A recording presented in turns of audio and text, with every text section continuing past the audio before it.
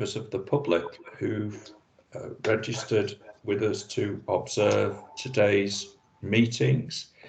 If I could ask you again, please, in the interest of the slick as I can be management of the meeting, for you to keep your microphones and cameras off whilst listening to our deliberations this morning.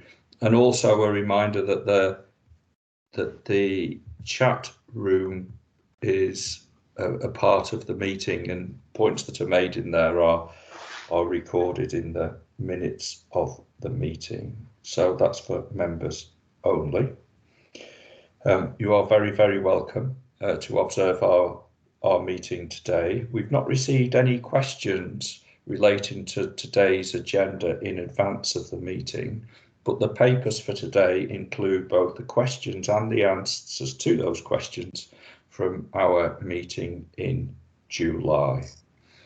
I think we've all been notified that today's meeting is being recorded. Now, the assumption, and this is an assumption I'm making, please don't take this as fact, is that it's purely an audio recording and not a video recording. But until we get absolute clarification on that, be mindful of your eye rolling and frowning during items, because they'll become part of your digital footprint forever. I've received some apologies for today's meeting. Gary Raphael, our Finance Director, has apologised. He's represented by Elaine Collier. Welcome, Elaine. Also apologies from Carl Ashworth, from Jackie Hanson, from Jane Scattergood, from Claire Hennigan, from Aaron Cummins, and I think Chris Adcock is here for Aaron. Welcome, Chris. In the spirit of parish announcements, I would like to acknowledge that Kevin McGee, who well known to all of us, a key member of our board, has today taken over from Karen Partington as the Chief Executive at Lancashire Teaching Hospitals. We continue for a short period of time to be CEO at Blackpool, where the new Chief Executive starts on later in September. And Martin Hodgson, welcome Martin, has taken over as Chief Executive at East Lancashire.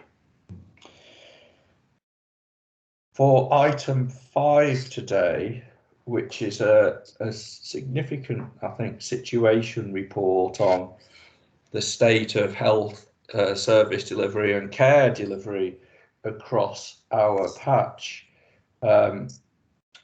We're joined by a number of colleagues who will help us through those deliberations. Louise Taylor, again, regular attender at our meeting, will help us with the care sector discussion. Peter Tinson with primary care, Seamus McGurr with emergency care, and Tracy Murray with elective care. You're all very welcome, and thank you for being able to join in our meeting this morning. I think that today's meeting sets a very important tone for the work that we need to do together over the next 7 months. Clearly, the legislative process for the setting up of the new Integrated Care Board and everything that goes around that from 1st of April next year is in process.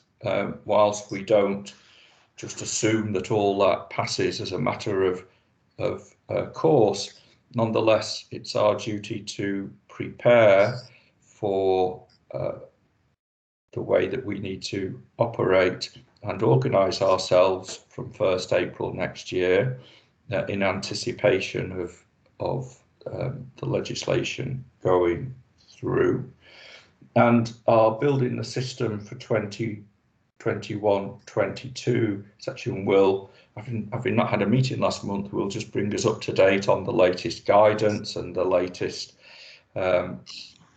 developments at national level and within our ICS,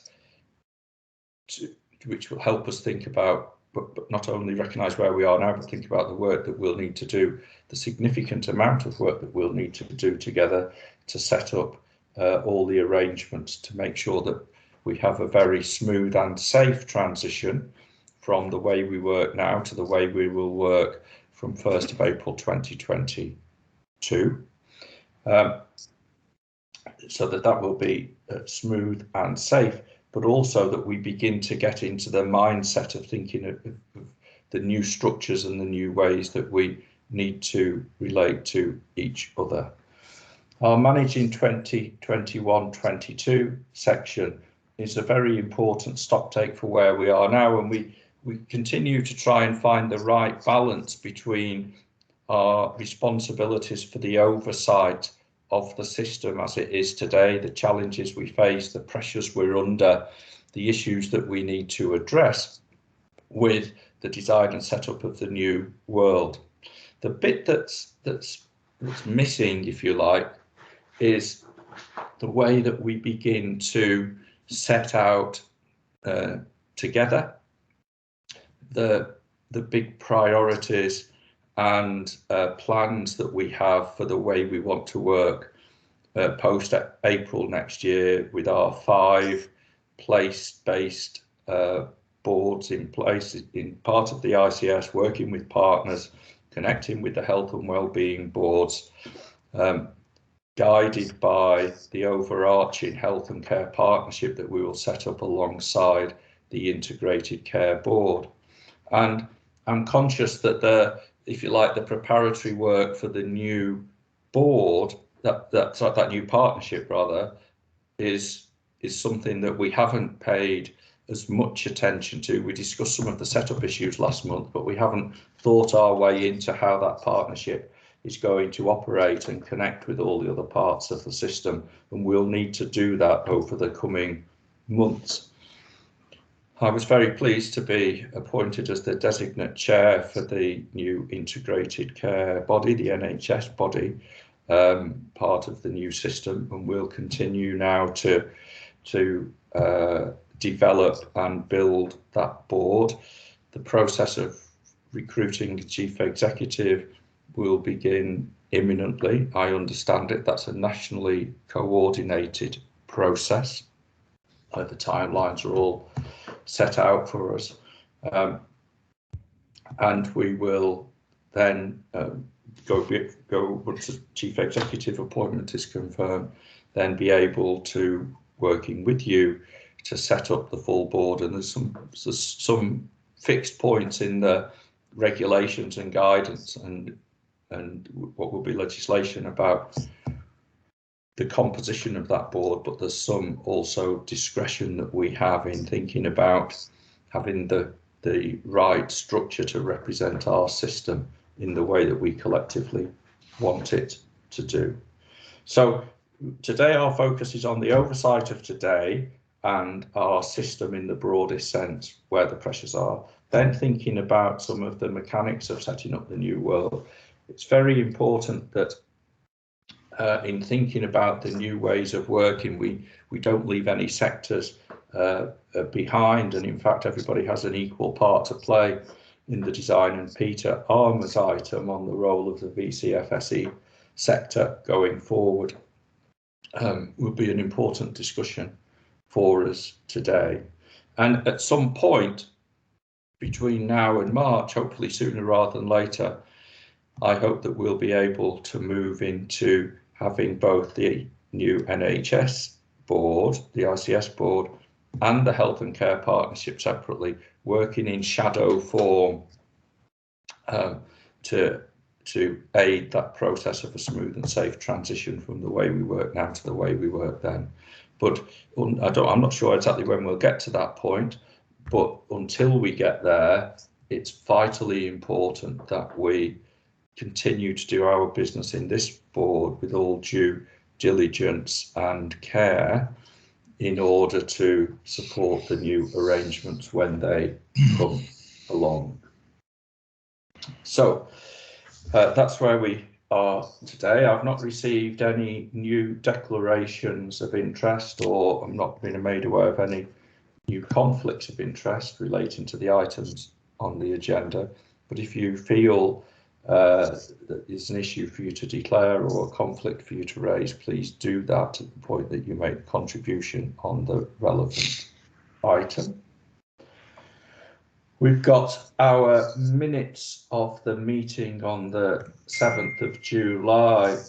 Going back over the minutes reminded me what an excellent meeting we had, both the Greater Lancashire plan discussion, which Phil came to talk to us about, and the paper on anchor collaboratives, which Andy and Claire came to talk about. I think both raised our sights and our ambitions and developed our thinking in terms of the way we need to develop our working collectively going forward. And these were important discussions in helping us think about developing the new ways of working and the way in which all the relevant pieces beyond healthcare, beyond health and healthcare, the role that all of that plays in shaping our agendas. All the other items from last time, system reform and elective recovery, new hospital programme, finance, feature on today's agenda. Could I propose that we accept the minutes of the last meeting, please? Look for a second. Thank you, Chair. Thank you very much, Roy. The action log reminds us of the outstanding items from previous agendas, which are closed and which are open, and we'll keep those under review for future agendas going forward. Andrew, over to you. Thank you, Chair. Three key messages from me this morning. The first is relating to local government reorganisation in Cumbria. The second, the CQC inspection of Morecambe Bay hospitals. And the third relates to the Changing Futures programme. So just briefly on those three areas. Firstly, the Secretary of State for Housing, Communities, Local Government published his decision on the options for local government reconfiguration in Cumbria on July the 21st. There are a number of proposals due for consideration. The Secretary of State is proposing 2 unitary councils for the Cumbria area, an area that is currently called East, but actually contains the areas of Barrow and South Lakes and Eden. And that will obviously have a direct relationship with ourselves in this ICS, and then a council for the West, which is Allerdale, Carlisle and Copeland. So having had a chance to meet the Chief Executive of Cumbria County Council yesterday, I'm now conscious about how much work is involved in that process now for our local authority colleagues in Cumbria, and we'll obviously be working with them on that process over the next 18 months to 2 years. At this stage, it does not change the boundaries of the Lancashire and South Cumbria ICS. So, but it is an important development in that part of our patch. So we will touch on that at future meetings, I'm sure. The second item, members will be aware that the Care Quality Commission have just recently published their inspection into Morecambe Bay hospitals. The Trust has received a report which requires a series of actions to be taken over the next few weeks and months. And that will be a whole range of duties that it needs to comply with.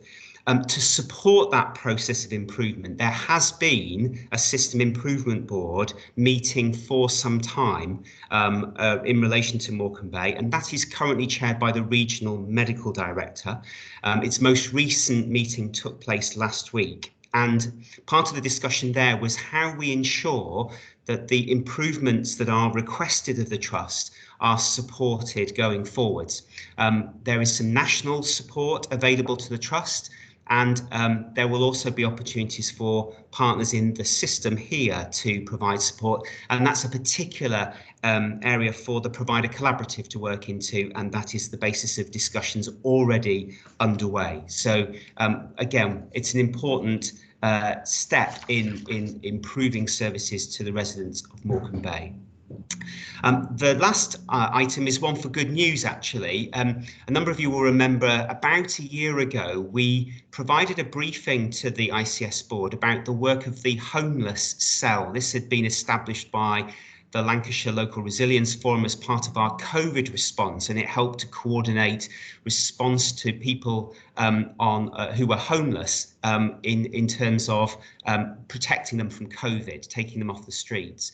Now, that's led again to the Ministry for Local Government publishing opportunities for areas to bid against a Changing Futures programme to really join up support for people who experience multiple disadvantage. Now, that might be homelessness, experience of substance misuse or the criminal justice system, people with mental health problems or experiencing domestic abuse. And I'm very pleased to say that building out of the work that a whole range of council and NHS partners delivered during that COVID response, we've been able to submit a bid to that national programme and have been given an indication of £6.5 million over the next 3 years to help us to build a more integrated model of support. So it's a really good development and is an expression really of working in place partnerships and across the system.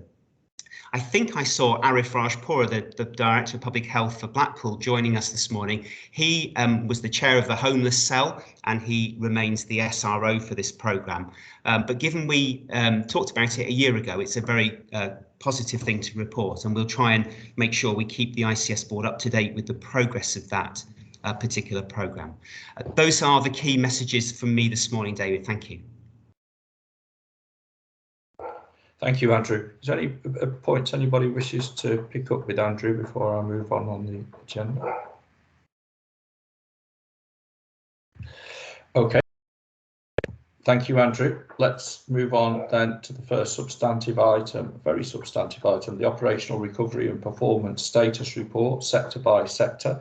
We go into a breadth and depth in this report that we haven't felt in this meeting for a while, but I think it's very important at this stage of the year. We know how much pressure the service, the health service and the care service is in the broadest sense, and the challenges we face, and it's an important time for us to stock take with a bit of a deeper understanding of those things as we go forward. Andrew. So thank you. Again, I'm going to just introduce this, but welcome Louise, Peter, Seamus and Tracy, as the chair has already said, who may well take part in the discussion if you have questions about particular sectors. So board members very familiar with our use of the phrase restoration and recovery as part of the dialogue we've had in recent board meetings.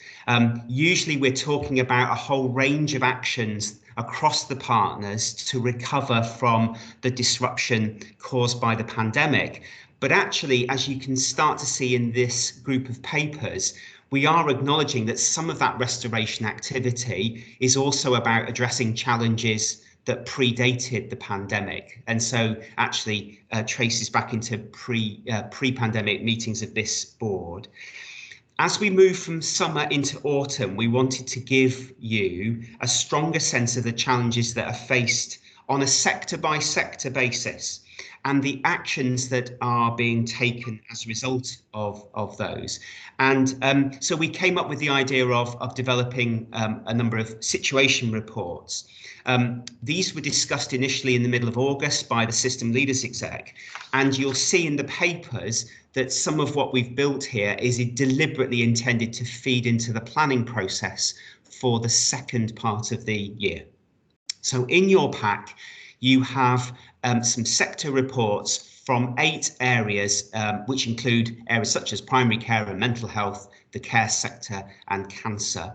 And they give you a sense of our current performance position and the actions that are being taken and some of the risks. And it's not intended to be a doom and gloom report, because whilst we're being very open about some of those challenges, there are some really important positive markers in those reports. And perhaps as we talk them through, colleagues will want to emphasise those as well as the challenges. In the cover paper, you will see some common themes, some common risks that have come out, having done this exercise of preparation for today.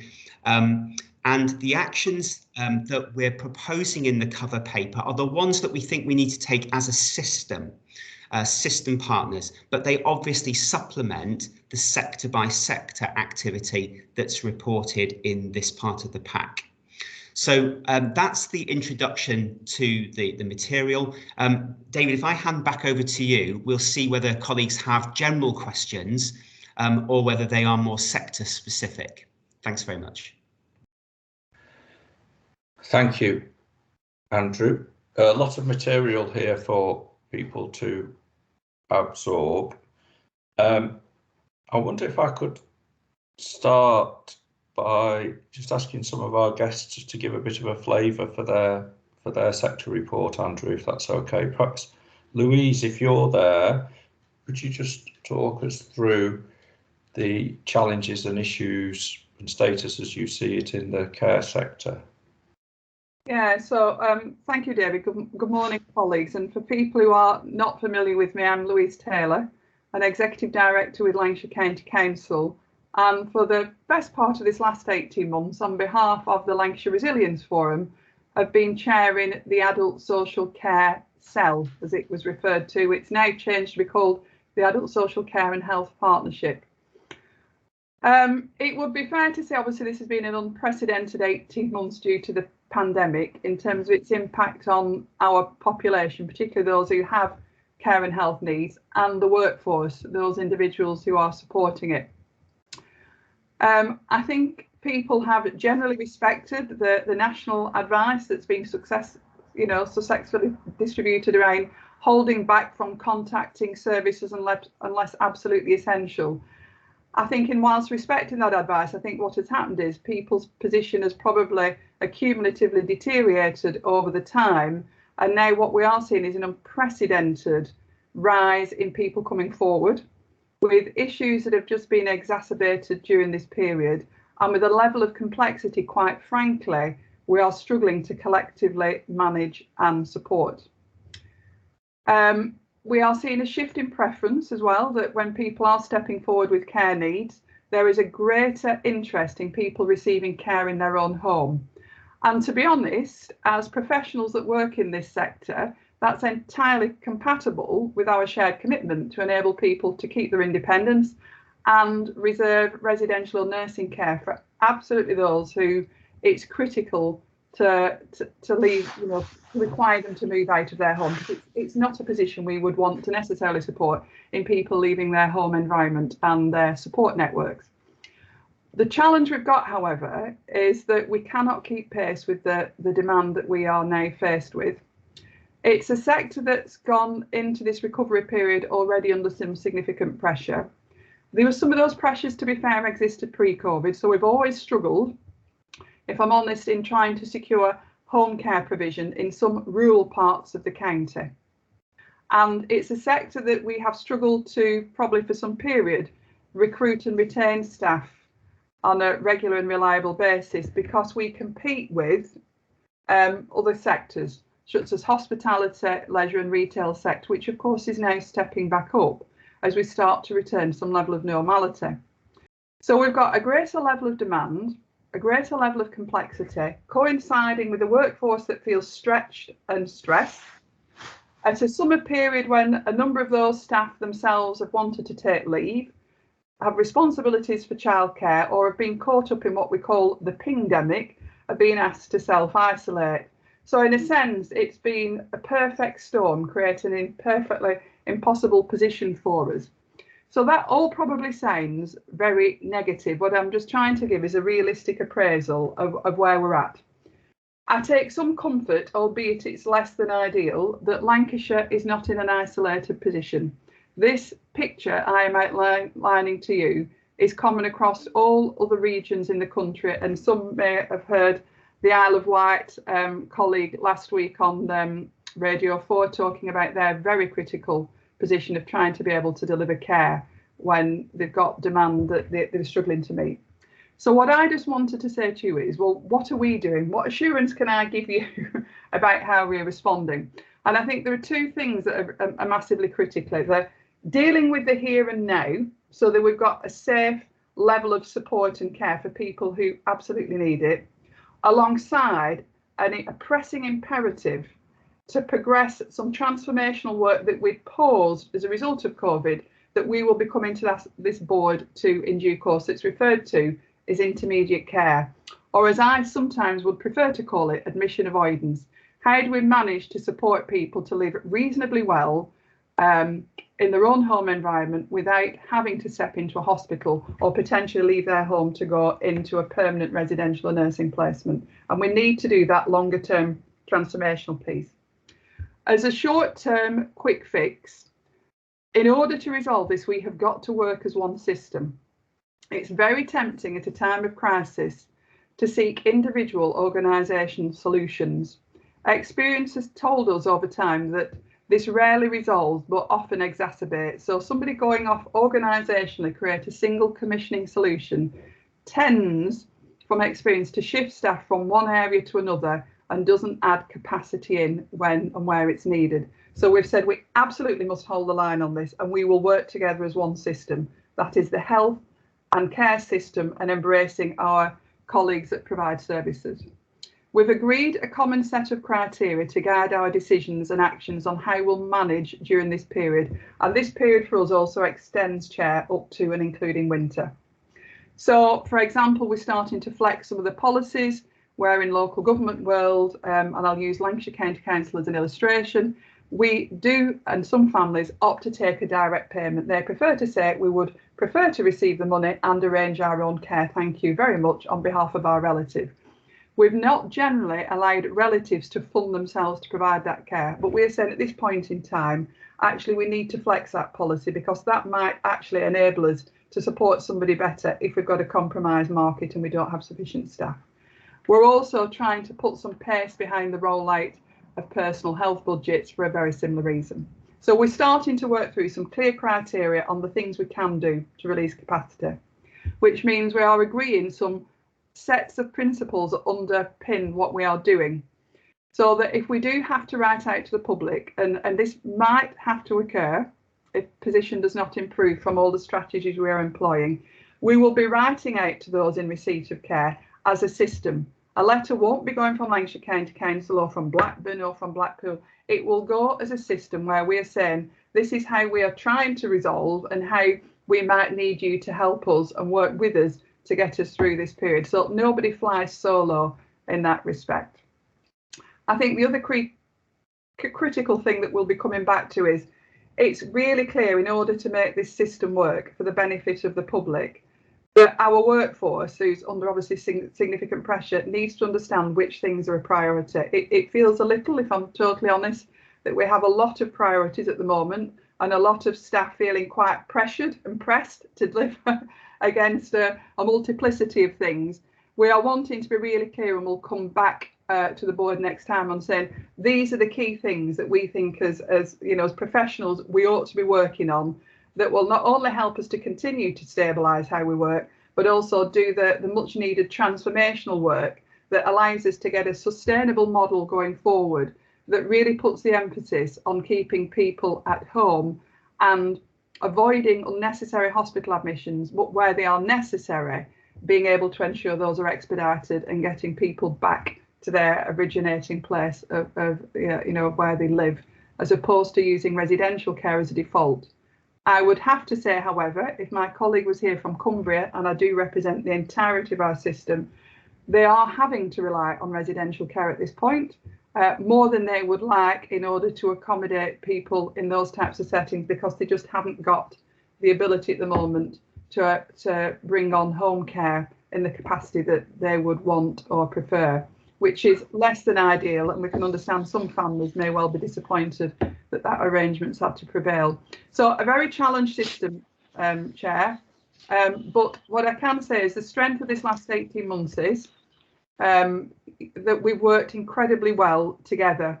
I think we've moved some things at pace this last 18 months, whereas previously probably been more protracted in our deliberations, but we've moved things at pace. We've been decisive, we've been collaborative, and we've been very focused. So I continue to be optimistic that we can do that, but it is a difficult position that we're in, but we will continue to work through it, and happy to take questions and report back at future meetings. Thank you. Thanks, Louise. It's very, very clear.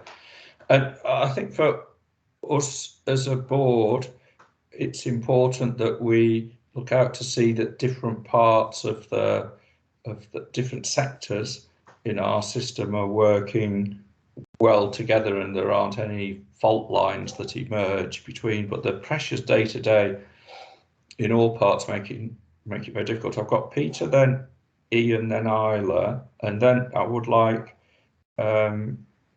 Kevin and Peter Gregory from a secondary care and then a primary care perspective in Lancashire to give some reflection on the points that Louise has made, thinking about whether there's more we need to do as a system together to continue to support each other. But first I'll go to Peter. Thank you, Chair, and thank you, Louise. That was an excellent presentation, really comprehensive.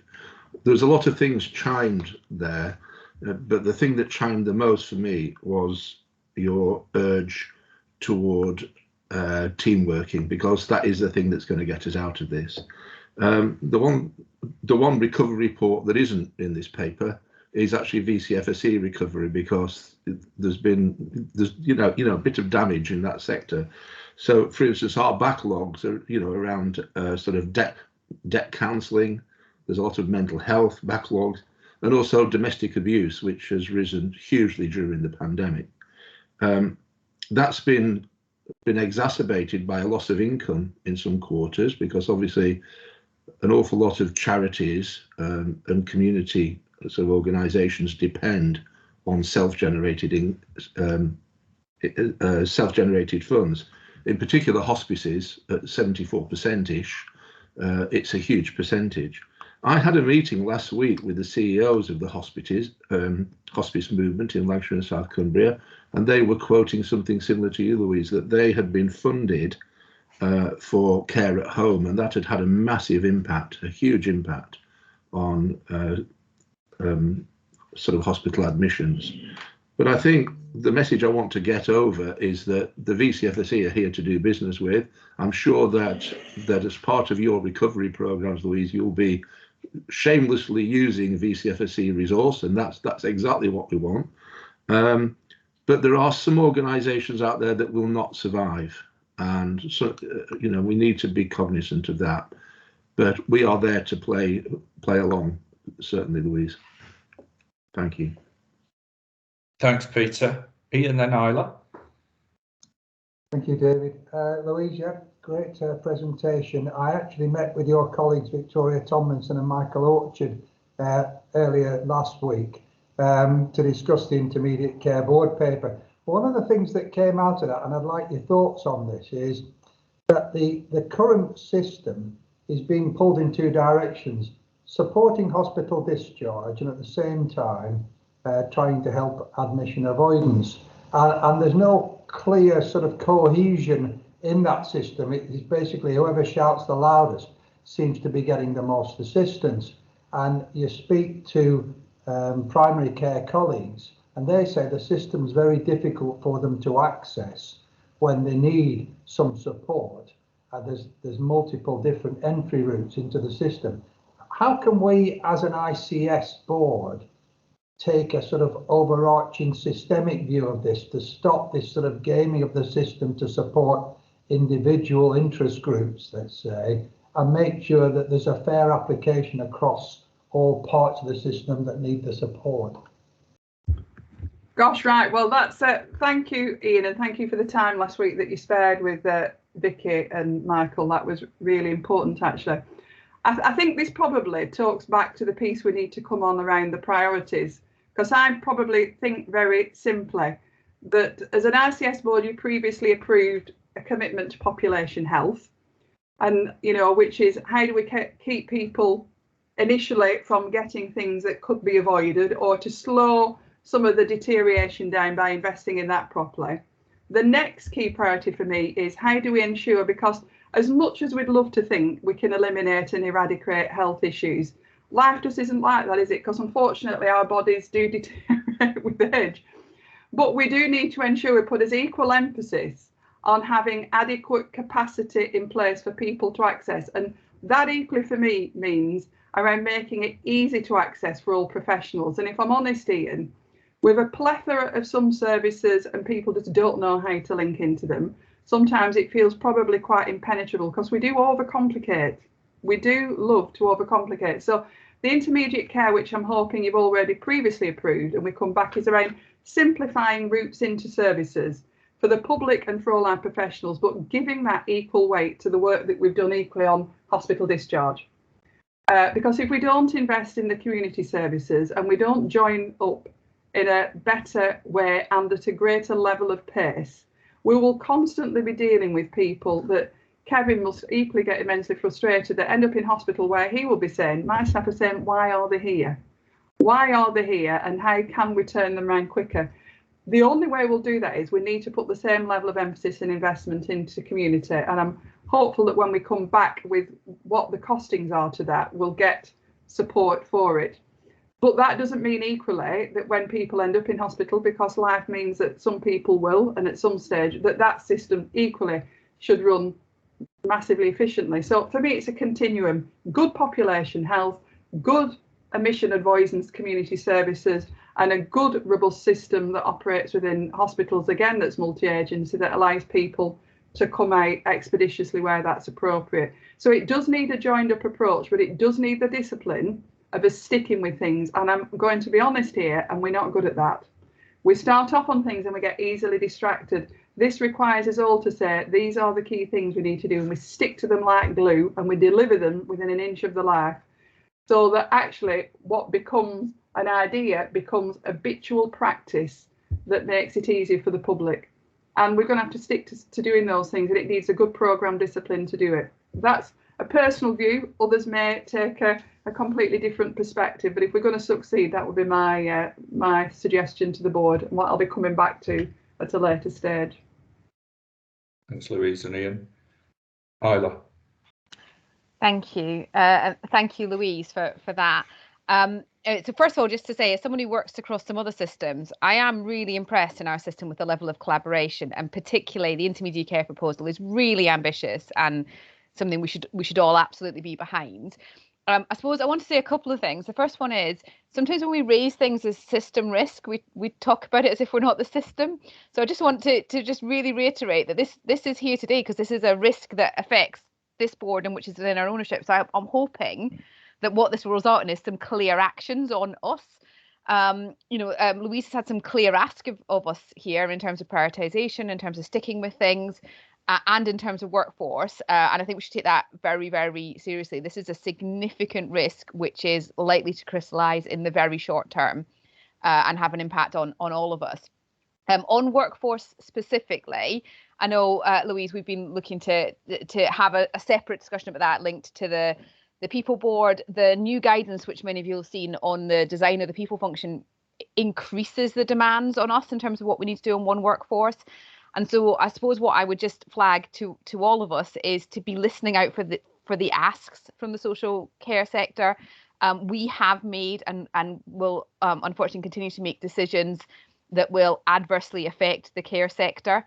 And if we're not really tuned into listening, we'll do more of that than we need to. Some of those decisions have been unavoidable. Some of them were unforced errors. And so I think I want just to amplify that very clear plea for better collaboration on this. We are, I think the words in the presentation are kind of recruiting from the same pool.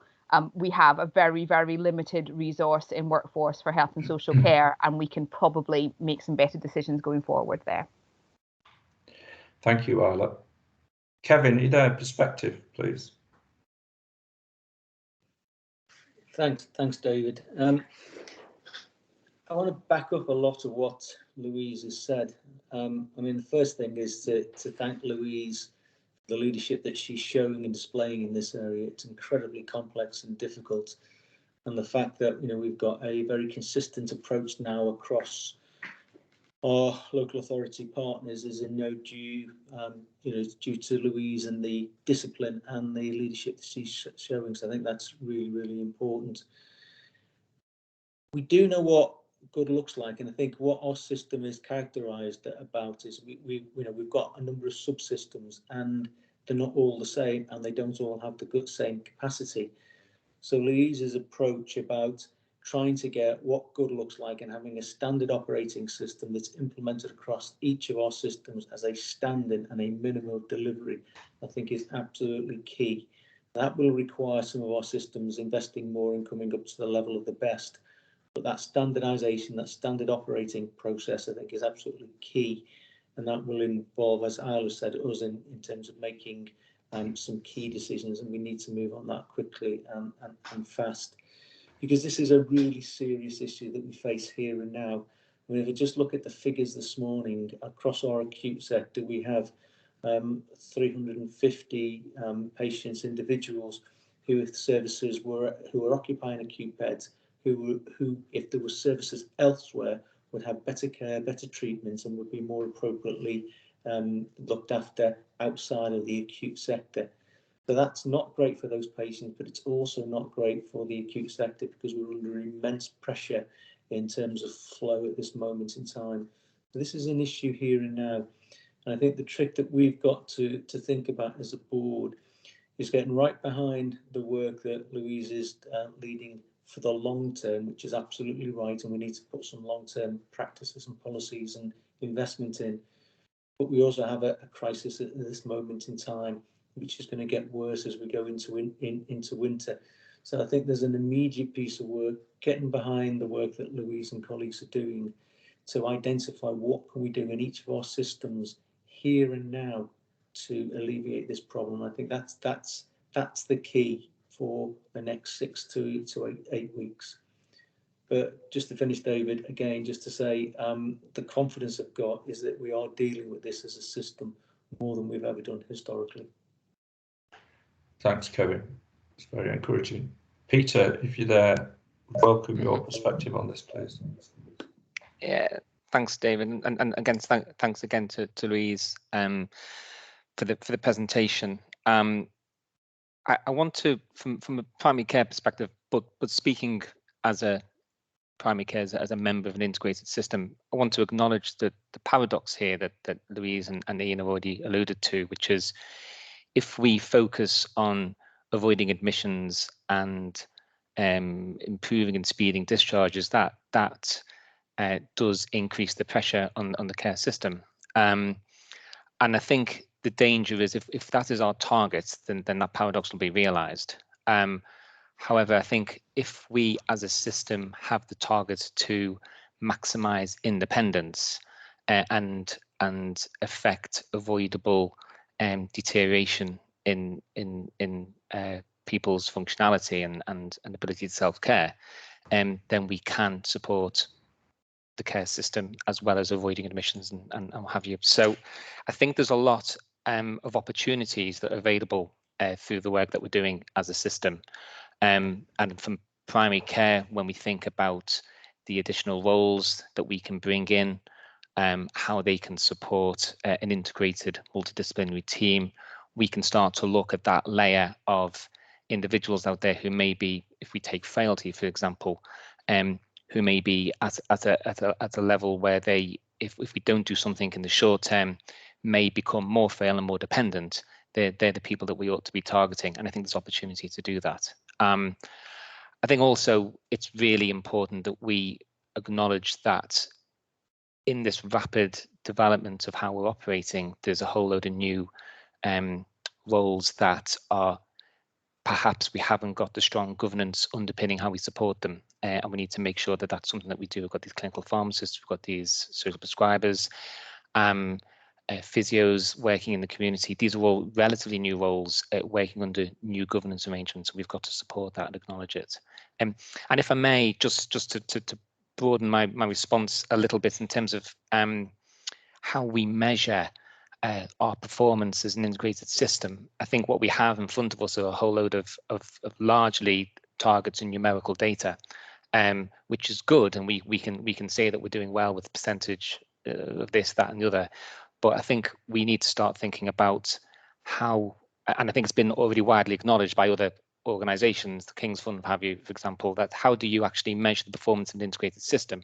And we have to think a lot more about patient-based feedback, and there's not a lot of that in that report. Don't want to be the person who picks out the needle of criticism out of a haystack of really good work, but I think when we move forward, we're making assumptions about what good looks like, and actually we need to listen more to our communities to understand how well we're performing. Thank you, Peter. Very important point. Could I just ask if Peter Tinson's there now, following on from what Peter's just said, is there anything else you want to highlight from the primary care sector report, Peter?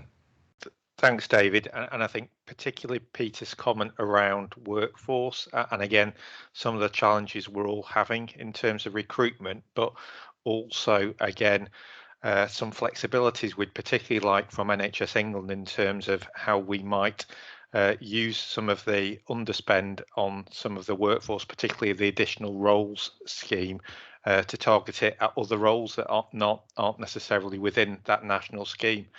So again, that's something that I think is pertinent for us to raise with the board, and something for us to seek board support in terms of progressing that ask for flexibility with NHS England. There is a significant amount of resource across Lancashire and South Cumbria, which will be underspent due to some of the challenges in attracting some of those additional roles, which we could use on other roles.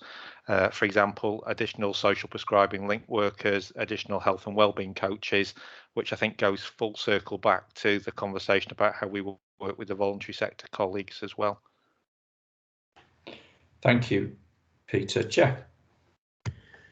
I just wanted to say something about primary care in addition to the here and now, because the here and now is really important and really difficult. But when you look at the primary care update report, there are words like complexity, increased demand, national expectations, and we all know, and this applies to all sectors, but I'm unashamedly talking about primary care here. We know that primary care is under a lot of pressure and getting a lot of bad media and a lot of bad social media and some bad commentary from patients as well. So we've got to cope with the here and now, which is what you've been talking about, but I'm thinking about the future. And I think the one thing I've known about general practice is we have been very resilient and cope with all sorts of things over the years, but we've got to, I think we probably need a new vision about where primary care is going to be in 5 or 10 years time, about, because it wasn't working well before the pandemic. It really wasn't in a lot of places. So there'll be individual examples of where it was working well, but it was not working well before the pandemic. And things like doing telephone consults isn't new in the pandemic. Lots of people were doing it a lot of the time before the pandemic started. So it's about what is the new way of working going to look like. And I think if we can sponsor some work around a new way of working that the ICS would support for primary care, a new contract with the public about what to expect and how we will work with you, based around our big objectives of improving population health, of dealing with health inequalities, of working with communities, and learning from the pandemic that you don't always need to see a doctor. You can see another member of the team. You don't even need to see a member of your own team sometimes. Another team might, in a primary care network might work better. So there's a whole raft of work in there. But I think if we could sponsor that work about a new vision for primary care, I think it might pull general practice through, because there is a risk here of I wouldn't say general practice collapsing, but general practice diminishing and being unable to respond in a continued way, a sustainable way. So I think it would really empower general practice to know that work was going on, and that work should be sponsored by us, but should be about listening to primary care and listening to patients, and it should be about what is it we could do differently so that we can do better. So it's just a thought for the future. Thank you. Thanks, Jeff. That's great. Seamus, do you want anything you want to highlight from the emergency care sector report? Thank you, Chair. Thank you, Andrew. I would, Chair. I'd like, though, to start off by saying that we really do need to recognise the hard work of everybody across the whole pathway, from the point at which people become patients to the return to being a holy people again, because it's been magnificent. And the performance across Lancashire and South Cumbria does compare favourably with the rest of the country and the rest of the Northwest, but that doesn't mean we're satisfied with it, so that does have to be said. We have managed much better than some of our peers, but we have extreme occupancy now. We have the highest level of occupancy that we've ever had at the end of a summer period, although we are going into autumn, and that brings its own challenges. It's really important to note, Chair, that there, as Louise pointed out earlier on, there has been a significant shift in preference, and despite the availability of alternatives, lots more people in a relatively static number of total people accessing hospital type healthcare are accessing that through their type 1 EDs. That's our 6 main sites, and that's creating a significant pressure. However, as you will see from the slide deck, we have broadly doubled the number of people compared to pre-pandemic that are waiting more than 4 hours for a bed in an A&E department, which is putting a huge pressure on our emergency departments. And the complexity, I like that word better than acuity, the complexity of those patients is measurably higher than it was pre-pandemic, because some people delayed access to care and are therefore much more complex than they would have been had they accessed 6 months, a year, or 18 months ago. The change in preference is driving our key arrival profiles in our hospitals to much later in the day, because had you accessed a GP appointment, you would invariably have got that sometime between 8:30 and 6:30. We are now seeing huge numbers of patients in our EDs through the middle of the night, which is putting huge pressures on our staff. Despite the availability of alternatives, well signposted alternatives, people are turning up at hospitals. And I'd like to just confirm for the board that our alternatives are open, they are available, and they are full service, even though that might not be the case right across the country. But the last 18 months has changed the profile of the patients attending as well. And our hospitals in particular have been designed for a pre-pandemic time and are therefore in need of a bit of a revision in terms of the way that we do business. So as high as 75% of our inpatients are now over 65, and 1 in 6 of those people need some sort of supported discharge to go home, with half of those patients, so 1 in 12, needing some complex support to go home. And it's key that we can provide that in a timely way so we can make a reduction in those 350 people who are in a hospital but don't require the services that uniquely only a hospital can provide. Taking great care, not to say that these people are not unwell, they are, but they don't require the services that only a hospital can provide. So, Chair, we find ourselves in going into the autumn with the most pressured period of the start to September that I've ever seen in my 41 years in the NHS. We have got very challenged performance, which then puts pressure on our staff right across the pathway, whether it's pre-hospital, in-hospital, in critical care, or on the discharge pathway. And our staff are doing magnificently in rising to those challenges and going the extra mile. But we owe it to them now to reconfigure our services, as Kevin pointed out earlier on, to average up to the best that we've got, to make some at-risk decisions about providing services, because we need to change the narrative from you are safe here to you are not safe here. So every older person who spends an extra night in bed loses about 90 grams of muscle off their key muscles every day that they're confined to bed, which after a week means their ability to get up their stairs is significantly impaired. So we need to change the narrative and use a Northern Ireland line. Hospitals are for really sick people, and we've got community intensive care to support you to return safely home. Thank you, Seamus. I'll pause at this point again, ask any other members of the board want to come in with comments, observation, question. Okay. And to complete there's out of the 8 sectors, the ones you wanted to drill a bit more into, Tracy, if you're there, do you want to talk to us about the elective care pressures? Hello, and thank you for inviting me. For those that don't know me, I'm Tracy Murray. I'm the Programme Director for Elective Care Recovery. So our slide outlines where we were at the beginning of August in terms of our priorities, and those are around our restoration percentages and long waiters and our P2s waiting over 1 month for treatment.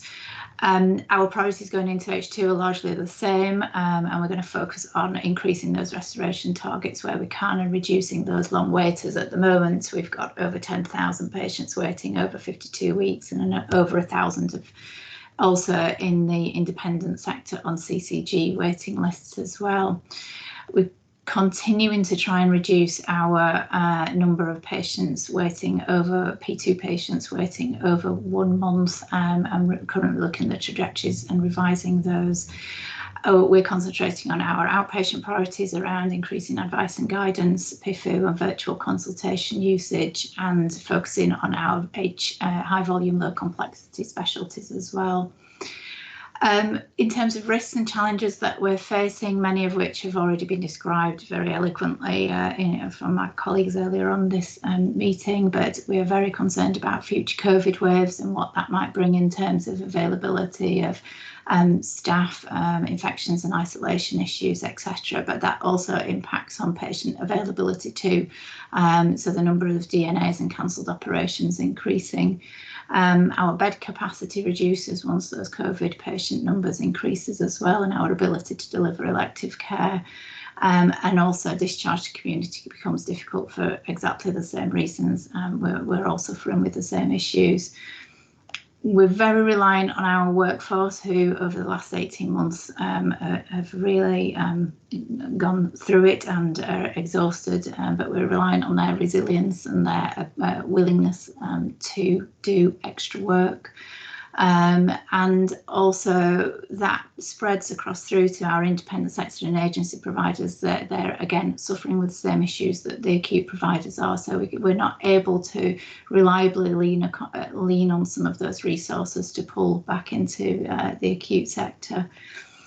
Insourcing has been a bit of a challenge for us. It's been quite slow to mobilise. Everybody in the market is looking for insourcing. And anecdotal feedback that we've had is that prices are increasing. As I'm sure you're all aware, we've had a recent change to the RF threshold, which then means that our potential to deliver extra activity beyond that core funded activity may become restricted, because delivering that activity often comes at a premium cost. There are a number of things. So again, that was probably the bad news part of the presentation. But in terms of the things that we're doing to try and address some of this, we want to have a real focus on some of our long waiting specialties, particularly within oral surgery and general surgery. And we're discussing that later on today at our team meeting and our COOS meeting about how we might do that and how acute organisations might provide mutual aid to each other to deal with some of those very long waiting patients.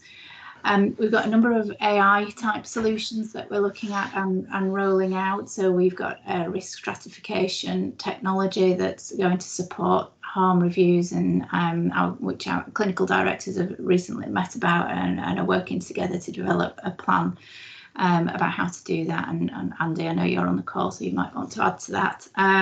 But the risk stratification tool helps to identify patients that are higher risk and likely to require enhanced care prior to and post-operatively, and therefore allow us to put some support in around those patients. We're looking at, and we've just started a project which we're calling Chatbot, which is a automated waiting list validation project that contacts people waiting on waiting lists to ask them a series of standard questions, which will determine whether they need clinical input in terms of their position. They've deteriorated whilst they're waiting on the waiting list and therefore need to be referred back into the service, or whether actually they no longer require the appointment. all of these things I'm talking about are developed by our providers, input from our providers, and a cross-section of professionals. So we are not suggesting for 1 second that we've got an AI solution that's removing patients from the patient waiting list. That is not happening. They will go through the correct governance process for that to happen, but it's a way of just keeping our clinician time focused on delivering care rather than trolling through a whole host of patients on a waiting list and making phone calls. It just removes some of that time away from those clinicians. We are also looking at, there's a pre-op digital scheme as well, as contacting patients to do some pre-operative questionnaires prior to coming in for surgery, which again will flag early on to our clinicians within acute providers whether a patient needs more intervention prior to coming in for surgery, which will again hopefully reduce cancellations and DNAs. So in terms of going forward, we are very concerned about that tension between the financial activity, the financial plan and our ability to deliver additional activity. Our H2 planning, it's not clear at the moment what that financial envelope is, and so whilst we have a clear ambition to increase those restoration targets, it may be hampered by the H2 planning process, but that's yet unknown. Any questions?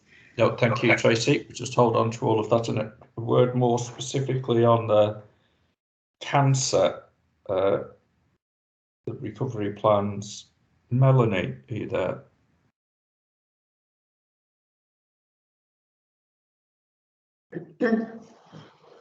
Good morning. Yes, I am. Thank you. And how long would you like me to talk, Chair? Just the headlines, please. No. Headlines. Okay. So cancer restoration very much tied in to the elective care recovery plan, because most of our cancer activity does sit within the elective domain. And as I'm sure you're all aware, we have 3 restoration principles that have been used in our planning for H1 of this year. And those 3 principles are restoring the number of urgent suspected cancer referrals. And Lancashire and South Cumbria is actually the highest performing of all regions in England for this particular restoration metric. So we saw our 2-week wait referral numbers bounce back around September last year, and they've continued at levels which are way above the baseline for most specialties. There have been some cancer types that have been slower to return. Lung was one of them for obvious reasons, that symptoms can mimic COVID. So that gave us a real challenge with patients around symptoms to report. And prostate, a lot of prostate referrals are picked up following kind of routine checkups in GP surgeries and PSA blood results. People don't necessarily have symptoms, so we expect that it might take longer for those type of referrals to recover. But largely we have stayed well above baseline levels, and that gives us problems in its own right, because every single one of those referrals then needs kind of a forensic level of tracking from our admin teams to push them through the service. And we also need to be able to meet that increased demand with diagnostics. And that is giving us a severe challenge in areas such as endoscopy, CT, MRI, ultrasound, and others. So a big challenge to meet this increased demand. The second restoration principle was around the number of first definitive treatments for cancer. And the kind of trajectory for this was set on a supposition really that there was a missing number of treatments that hadn't happened during COVID. And it was a bit of a leap of faith really to work out these figures. But we kind of arrived at an idea that about 105% of baseline number of treatments would need to be carried out to treat everybody that was waiting, but also to treat people that may come forward at a later date that hadn't come forward during COVID. And actually, we've seen quite a different picture than what we expected. So at the moment, our figures would suggest that we are 100% recovered to baseline and at about 89% of what that recovery trajectory was originally thought to be. So we're treating everybody that's coming through the door, but we certainly would like to see increased activity in some areas of cancer surgery, for instance, in skin, in breast, and in some of the low complexity stuff. So working very closely with elective care recovery to see what the opportunities are for sort of high volume treatments and green site working to keep that work going through. The third recovery aim was to reduce our 62-day backlog. So everybody that's referred with suspected cancer, we have a constitutional wait time standard to see them, diagnose them and treat them within 62 days. And we haven't achieved this standard in Lancashire and South Cumbria consistently for a long time now. Probably the last time that we achieved it consistently was 2017. So we've struggled with this standard. We've now got a backlog which is much bigger than it was pre-pandemic. Many of those patients have already had a diagnosis which is non-cancer, but we've got to let our admin processes catch up so that we can remove them from our PTL. But even once we've done that, we're still above the baseline kind of number that we should have on our total PTL list. And this is going to be quite a challenge for us to reduce this backlog. Because as I said earlier, we've got more patients coming in new referrals. Our treatment levels are kind of static, and we're really struggling to get people out the other end with either their diagnosis of cancer or non-cancer. And we need to increase our numbers of staff across the board, really. Everybody from the booking staff right through to sort of highly complex treatments and diagnostics. So we've got significant workforce challenges in order to address this backlog completely. We have made some progress over recent weeks, particularly with the ultra long waiters, and for cancer that target is set at 104 days. So we have managed to reduce the number of 104-day waiters, but within that group we've got a number of patients who have kind of decided that they might not want to go forward with their treatment. And we are yet to understand what the long-term plan is going to be with those, whether we're actually able to remove them from tracking, or whether they just have to stay there ad infinitum, which is not going to look good for the figures. We were told by the national team on Tuesday, so yesterday, that we expect the H2 planning guidance to say that we want to see a 10% improvement in our achievement of the 62-day standard from where we were in January this year. And that is a really big ask for us in Lancashire and South Cumbria. So we'd kind of already said that we thought that that's what it would be. And we'd said that we'd like to be at 80% against an 85% constitutional standard by March next year. And this 10% increase would be in line with that. But that means we're going to have to make massive improvements around some of the high volume pathways, breast, skin, upper and lower GI, gynae, head and neck. We've got a big problem with all of those, and urology. So the Cancer Alliance team is working on some transformation projects, looking at how we can improve the efficiency of our diagnostic pathways. That's tied into the community diagnostic hub work. It's also tied into lots of innovations in primary care around additional triaging, using more filter function tests before we refer people into secondary care to really try and identify the high-risk individuals.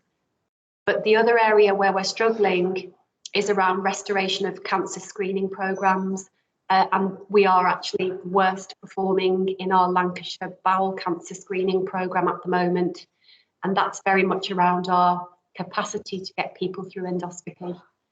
So there's a number of challenges really to get back to where we need to be. We've got programmes of work that cover all of those areas, but it's very much dependent around our ability to keep the volume of work going through. And just as Tracy said, we're concerned that additional winter pressures are going to make this a really, really challenging time. Thank you, Well. And finally, if Caroline's there, is there anything that you want to just highlight from the mental health, learning disability and autism sections that are in here, Caroline? very mindful of time, David. So headlines is demand continues to be really high, highest we've had, both in acute care pathways and across community pathways. That's 50% higher in acute and 60% in community pathways, which is compared to about 10% increase nationally. So as an ICS, we are seeing massively higher demand. We're working really well together as a system, I'd say, across all sectors with our acute sector colleagues, primary care, voluntary sector and social care. Significant new investment and transformation that's underway in community service, but also expanding inpatient provision. We're in the process collaboratively of developing 3 new strategies for the system: all age mental health, learning disability and autism. And I'd just say, similar to a lot of other people, one of our biggest risks is workforce and supply of workforce. Thank you. Any comments, questions anyone wishes to raise? Any tricks that members can think that we're missing, or opportunities that we have that we're not taking to get the system working as efficiently as and effectively as we can between the different sectors? Okay. Thank you. Well, David, it's Martin. Could I just come in on a couple of things? Yeah, of course you can. Elective and cancer. I am seeing increasing evidence of clinical teams willing to share patients, move patients, particularly long waiting patients. I think we've got to have more of that as a system going forward. You know, certainly get into that if we establish elective hubs, etc. One opportunity that there is potentially, and we did have a national visit a couple of weeks ago, where there was a bit of a view on our elective pathways. We were perhaps being slightly overcautious. It was referred to a bit of sort of COVID wave 1, not where we are now. Now, you've got to be careful in terms of things like nosocomial infections, etc. But there is a potential of a bit more efficiency and patient activity coming through if we relax some of those pathways around, you know, swabbing, isolation times, etc. So that could be, you know, an opportunity that I think we've got. And finally, I just wanted to say on some of the diagnostic bits, we are generally doing over 100% of activity. So yeah, we need to up it, but that means that some of the backlogs are coming down. Thanks, Martin. It's important. I've got David Blacklock, then Kevin, then the last word on this, Andrew, then I'll move us on. Thank you, Chair. Just to make a point really about taking people with us on the journey. So this is something that you'll hear me talk about lots, but I think there's something to be said for just really, you know, solid communications with the public about exactly where we're at. I think we're going to talk about that later in the meeting today. But you know, if people understand exactly what the challenges are that we're facing, then sometimes they can feel empowered to make different choices, which can be of benefit to us and the system. And it's not a magic wand, but it's just something that can help. And I've seen some really outstanding work in Morecambe Bay, where they've been really empowering patients that are sat on waiting lists to make different choices and to postpone their surgery temporarily. There's some work that's happening with volunteers there to kind of really just make sure that when people are ready for their operation, that they are in the very best possible physical condition for that surgery, and then improve kind of recovery times and so on. So from me, a plea to kind of really think about how do we communicate with people about the challenges that we've got, so that they can you know, come with us and help us to try and make some of the wins that we need to hear. Thanks, David. Very important point. Kevin. Thanks, David. And we've heard, haven't we, this morning of a system that's really, but we should also recognise that it's a system that's performing incredibly well in those most difficult of circumstances. Our clinical teams and our operational teams, the way they work together to support one another, the way we've transferred activity between organisations, the way we've kept our elective work continuing, and, you know, against many of the odds, we're at pre-pandemic levels, not even above pre-pandemic levels of overall performance. That's in spite of all the issues and the pressures that we face. So just need to recognise that, you know, massive effort's gone on. We need to thank our staff for the fantastic work that's been going on. And I think what this gives us now is a real platform to think differently about how we're going to organise our services for the future. There are some real opportunities because of the relationships that we've built up through the pandemic to work and get clinical teams to work in a different way. And Martin just identified one particular area when we talk about sort of these green hubs. We've got some really imaginative plans that we put forward to the centre about if we had some more capital, we could really organise things in a slightly different way that would really eat into the backlog and waiting list, both for elective work and some of our cancer work. So yes, this is a difficult position, but there's also significant opportunities now if we're prepared to take them, and we can really move this system forward in a different way. Thank you, Kevin. And the last word, Andrew. Yeah, and thank you, Chair. And building on what Kevin said, it is a sobering discussion. It can't be anything else really when you look at the disruption that's been caused here. But I do think, as Kevin said, we have already identified a range of ways in which we can work differently, and that becomes the test for the leaders in the system over the next couple of years. An obvious point to make, we'll be bringing aspects of this back through agendas during the winter, particularly connected to the planning process for the second half of the year. But we've touched on areas such as workforce, which needs some more time with the board, with outcomes, as Peter Gregory was saying, again, an area of focus.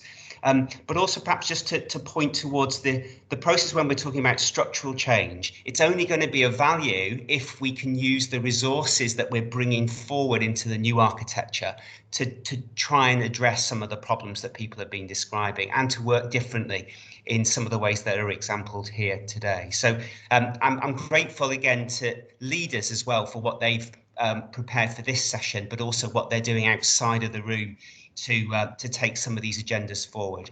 Thank you. Thanks, Andrew. And indeed, it's a very humbling, I think, to listen to the fantastic work that people are doing, our frontline colleagues are doing across the whole of the system, to do our very best to meet the demands and the needs of the patients that we serve.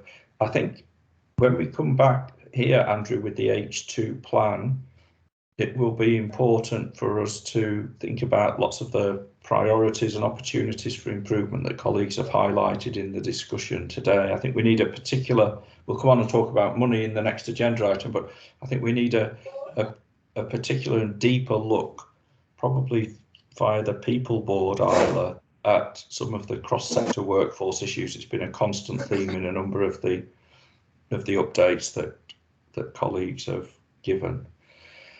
I do think that the new architecture, the new ways of working, the new financial regime as well, to be a bit technical about it, will give us opportunities to stitch some of the different bits of the system together in a better way going forward. And again, lots of suggestions that people have made. I don't want to lose sight of Peter Gregory's point about the numbers are part and a very important part of the story, but also the experience and preference of patients. We need to capture more, and David Blacklock will help us a lot with this as we design ways of working into the new world. So thank you everybody very much for your contributions in this. We'll follow up each month as we go on from here, but particularly look in the H2 plan, Andrew, for the prioritisation and the choices that we're making and the focus that we give to a lot of the issues that people have made. Now, items 6 to 9 take us through finance, both revenue and capital items, and tee up a bit of the H2 plan. We'll undoubtedly have a deeper discussion when we know what the financial context is for H2. Negotiations are still ongoing, but if I could ask Sam and Elaine and then Paul, without me interrupting, to take us through papers on agenda items 6 to 9, and then we'll pick up where we are. We don't need to go too deeply into these issues today. We need to know where we're at, but we'll go deeper when we understand the H2 position. So first to you, Sam. Okay, thank you very much, Chair, and good morning, everybody. This report that's in the package is really an update from the System Financial Recovery Board.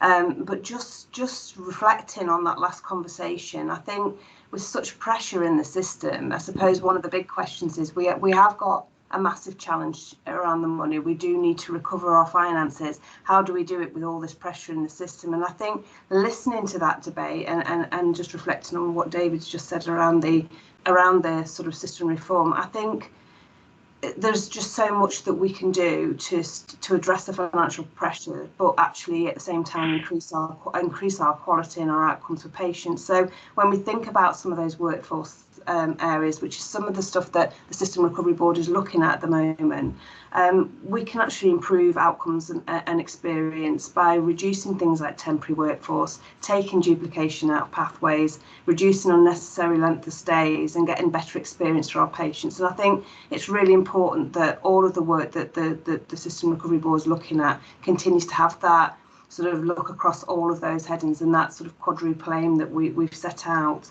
So I think, without going through all the detail of what there is the highlight report in the pack, the System Recovery Board, I think probably good challenge and good debate in that meeting, and it feeds into this. And I think what we had in this last meeting was some real challenge around making sure that once we've got these solutions that we do connect it. And we heard just in that debate that we've just had how important it will be to connect it right across the different sectors and different parts of the system, but also ensuring that this is taken forward with good clinical leadership. And I think there were some of the key themes that came out.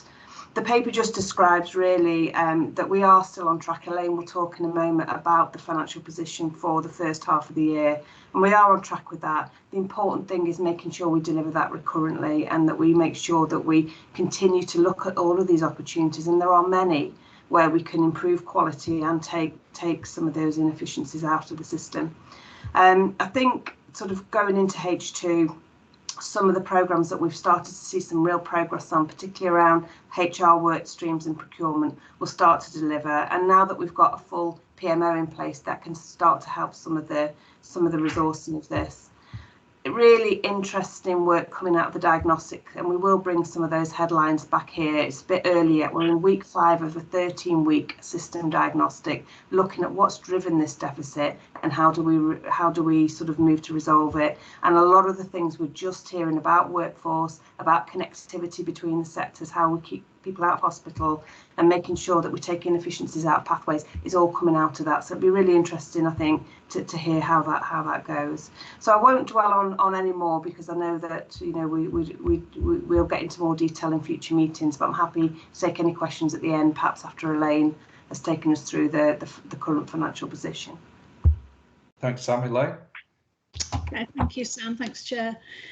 So the month 4 update report, just to report that we are now on track to deliver a break even for H1. When we did our initial plans, we had a 2 million plan deficit, which related to an income shortfall for NHS 111.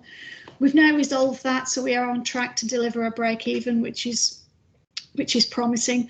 We are monitoring efficiencies as we progress through H1, and we are a little bit behind year to date, but all organisations are expecting that they can recover that through to the end of H1.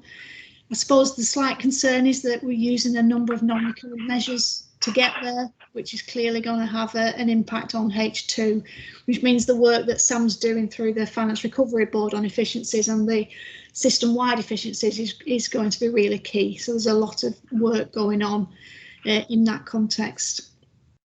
I wasn't going to touch more on month 4, but can pick up any questions at the end. So if I move on to the second paper on financial context for operational planning. This report touches on, again, H1, which we've just covered. We are under continuing scrutiny from both region and national team for our H1 delivery. because of our historical financial performance. And we're continuing to meet with national team. I think there's another meeting at the end of September to update. So the fact that we're able to say that we're still on track is a good position to be in, and we need to continue the focus on that as we progress through to the end of H1.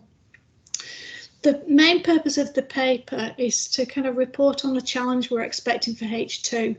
So we're not expecting any planning guidance or financial envelope information until the 16th of September. So it's clearly still early days, but what we didn't want to do is wait until we get that to start our thinking for H2. The expectation is that the financial envelope will be more challenging in H2. We're expecting potentially a 3% reduction in our envelope, which for Lancashire is in the tune of about £50 million. We used ERF income to balance our H1 plans to the tune of 20 million, and we're not expecting to be able to do that for H2, so that gives us another pressure to start to consider. So we've got some big challenges in H2, not least those two, but equally new national priorities and new emerging pressures that we're likely to have to deal with during H1 planning. So until we get the detail of the planning guidance, we're not clear to the extent that that will impact on us. But what we want to do is start the thinking early to consider what our priorities need to be to set our H2 plan, while still being able to meet the national requirements. So we discussed the context of these challenges in the System Leaders Executive Group a couple of weeks ago, and they proposed that we set up a task and finish group to start to consider what our priorities would be and what we are able to do, or what we will be able to do within any envelope that is given to us, considering what those financial constraints and workforce constraints are likely to be. So I think the board is asked to endorse the setting up of the task and finish group to start to consider what we may be able to do within the financial constraints, what we definitely won't be able to do, and set those priorities of what we are comfortable to choose to do or not, but also to consider what we may be able to do if we have more resources available. I think it's a key piece of work. The task and finish group is in the process of being set up, but if we would ask the board to endorse that they're happy with that, to prepare us for what H2 financial constraints are likely to be when we get further detail in September. Thank you. Thanks, Elaine. I will pause at this point to reflect on the revenue position before coming back to Paul on capital. Ian, please. Yes, well, congratulations to all of the people involved for what you've achieved so far. It looks like we're going to balance H1, which is a substantial achievement, and I think we need to record that in this meeting. I've got a question really for Sam, which also feeds into the work that Elaine's doing. But one of the concerns that I've got, and I sit on the Financial Recovery Board, is just how embedded our clinical leadership is in that board and the delivery programs that we are expecting. So could you please expand for us a little bit how you're ensuring clinical ownership and delivery of some of the work streams that we've got that are going to deliver the savings and efficiency targets that we did? I'm thinking particularly about medicines management, bookings and referral management, evidence-based interventions and procurement of drugs and dressings, all of which have a clinical lead. Yeah, so well, one is, I suppose, one of the key things we're doing at the moment is looking at the governance around it. We haven't completely finalised all of the governance around the sort of the programmes of work, and it's sort of leading into this next stage of some of the reform plans that and looking at how we set up the structures across the system. But one of the conversations and one of the things that is happening is the work that we're doing on the diagnostic and all the programmes is being fed into the clinical oversight group, the clinical collaboration group that's just been set up, that's been overseen by Professor Thomas and being chaired by Professor Thomas. So that's conversation's only just gone in and we've only just started those conversations. But what we're trying to do is to make sure, absolutely, particularly following our discussion in that we had at the System Management Board, that we get that clinical leadership and clinical engagement into all of the programmes and the work coming out of the diagnostic. So I think as it's emerging, the diagnostic work that we're doing over 13 weeks, as it's emerging, we're engaging into that group because we're seeing that as the key one. The bit about the governance is just making sure that that is connected into the wider piece. So some of the things you mentioned there around medicines management is wider than just the provider collaborative. So we're just looking at how we improve the governance to make sure that's fully incorporated. But that is a really good start, I think, and we've got a number of clinicians feeding into that work. But we will ensure that every single programme has, where it's relevant, has that proper clinical engagement and clinical leadership within it. But we can talk some more at the System Recovery Board about that because it's something I want to bring back. Andy, are you going to help us with this? Yeah, thanks, Chair. And it's just in response to Ian's question. So if we take the example of medicines management, everything that's put forward in medicines management has come from the Strategic Clinical Leadership Group. So that's heads off within CCGs and chief pharmacists, but also community pharmacy. So we've used the utilising clinical leadership groups that we have. Now, it's never a good message speaking about money to clinical groups, but that's where we have the biggest chance to make an improvement. Those are the people that know how best to do it, along with improving our quality and also our outcomes, because what we don't want to do is it in any way detriment what our outcomes are for patients. And that's why that clinical leadership is so important. Now, that's a two-way thing. There's some things that can be done and some things that cannot be done without harming our quality. And that's what we need, that clinical leadership to speak up and say, if we do that, we'll have a detrimental effect on our population. And that is not what we are about. So it is that challenge that comes back to System Finance Recovery Board of if there's an ask and the clinicians say that will harm our patients, our population, we need to recognise that, but they then need to come up with an alternative because there's no open checkbook, and that's a clear message that's gone through the different clinical channels. So as each work stream is identified, the clinical leadership gets embedded into it. So fully recognise your challenge, Ian, and making sure it's there. Thanks, Andy. Got Roy, then Eileen. Thanks, Chair. Just to follow on from what Ian said, I think really about funding into H2, and I know we're not now expecting to hear anything until the 16th of September has already been commented on. But we did agree at the board some time ago, I think it was about May time, about some stretch assumptions for the CIPs, some 3% influenceable spend for CCGs, which included, I think, prescribing and community health care. And we also agreed, I think, that no contingency reserves would be held by CCGs as well. I was just wondering if that was going to continue into H2. Are we considering that continues into H2? We also made one other decision, I think an important decision at that meeting as well, and that was about some extra recurring money for the mental health long-term plan. We agreed to fund an extra 2 million, I think, into that long-term plan for mental health. And I'm just wondering if that would also be an extra pressure that we might have to consider for H2. Okay, thanks, Chair. Thanks, Roy. Elaine, are you able to respond to Roy's point? Yes, I suppose on the efficiencies, then yes, we are expecting those to roll into H2 as part of our efficiency planning. We asked for 3% in H1, and we actually increased that to 5% by the end of H2. So clearly, yes, there's already that efficiency ask, and then the financial envelope may bring additional efficiencies on top of that, which is clearly why the system-wide efficiencies need to supplement whatever any organisation can do. I think the question about the CCG contingency was taken around affordability within the H1 envelope. We'll clearly have to look at that again when we get the information on the H2 envelope. Thank you. Eileen. Thank you, Chairman.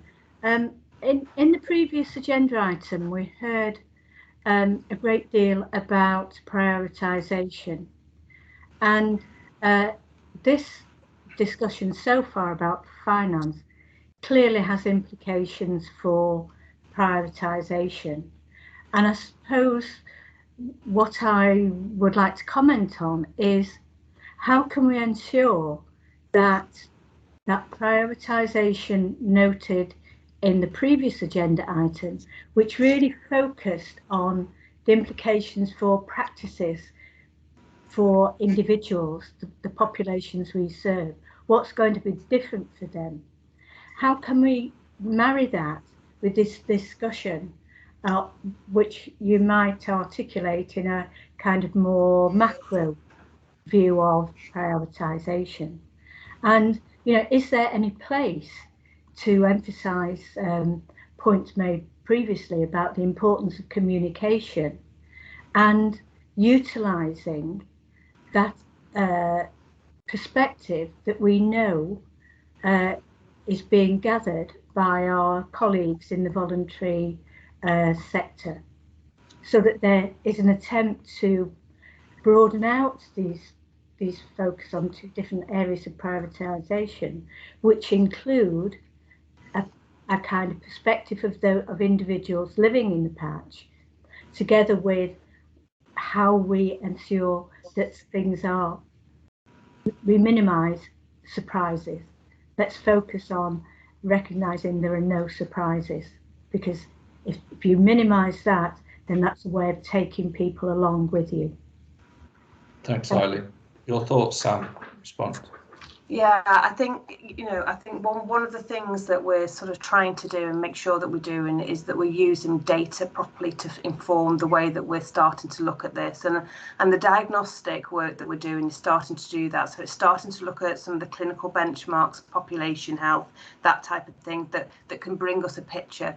But I think once we've got that, the really important part is then how do we engage with all of the right people? And I think engaging with the public, engaging with patients is really, really important, as David was talking about before. And one of the things that we'll be thinking about in some of the sessions that we'll be doing in the Provider Collaborative Board, we've got a session in the end of September, is after that point, how do we start to communicate some of this out to the right people and engage people like Peter and the voluntary sector into some of those discussions, because it's absolutely key. And this is the bit about connection, and I think that will start to emerge as we come out this next stage. But starting with the really good information that's coming out of the diagnostics about our population, about those the clinical work we're doing, is a starting point that we can then take out and start to work with people on.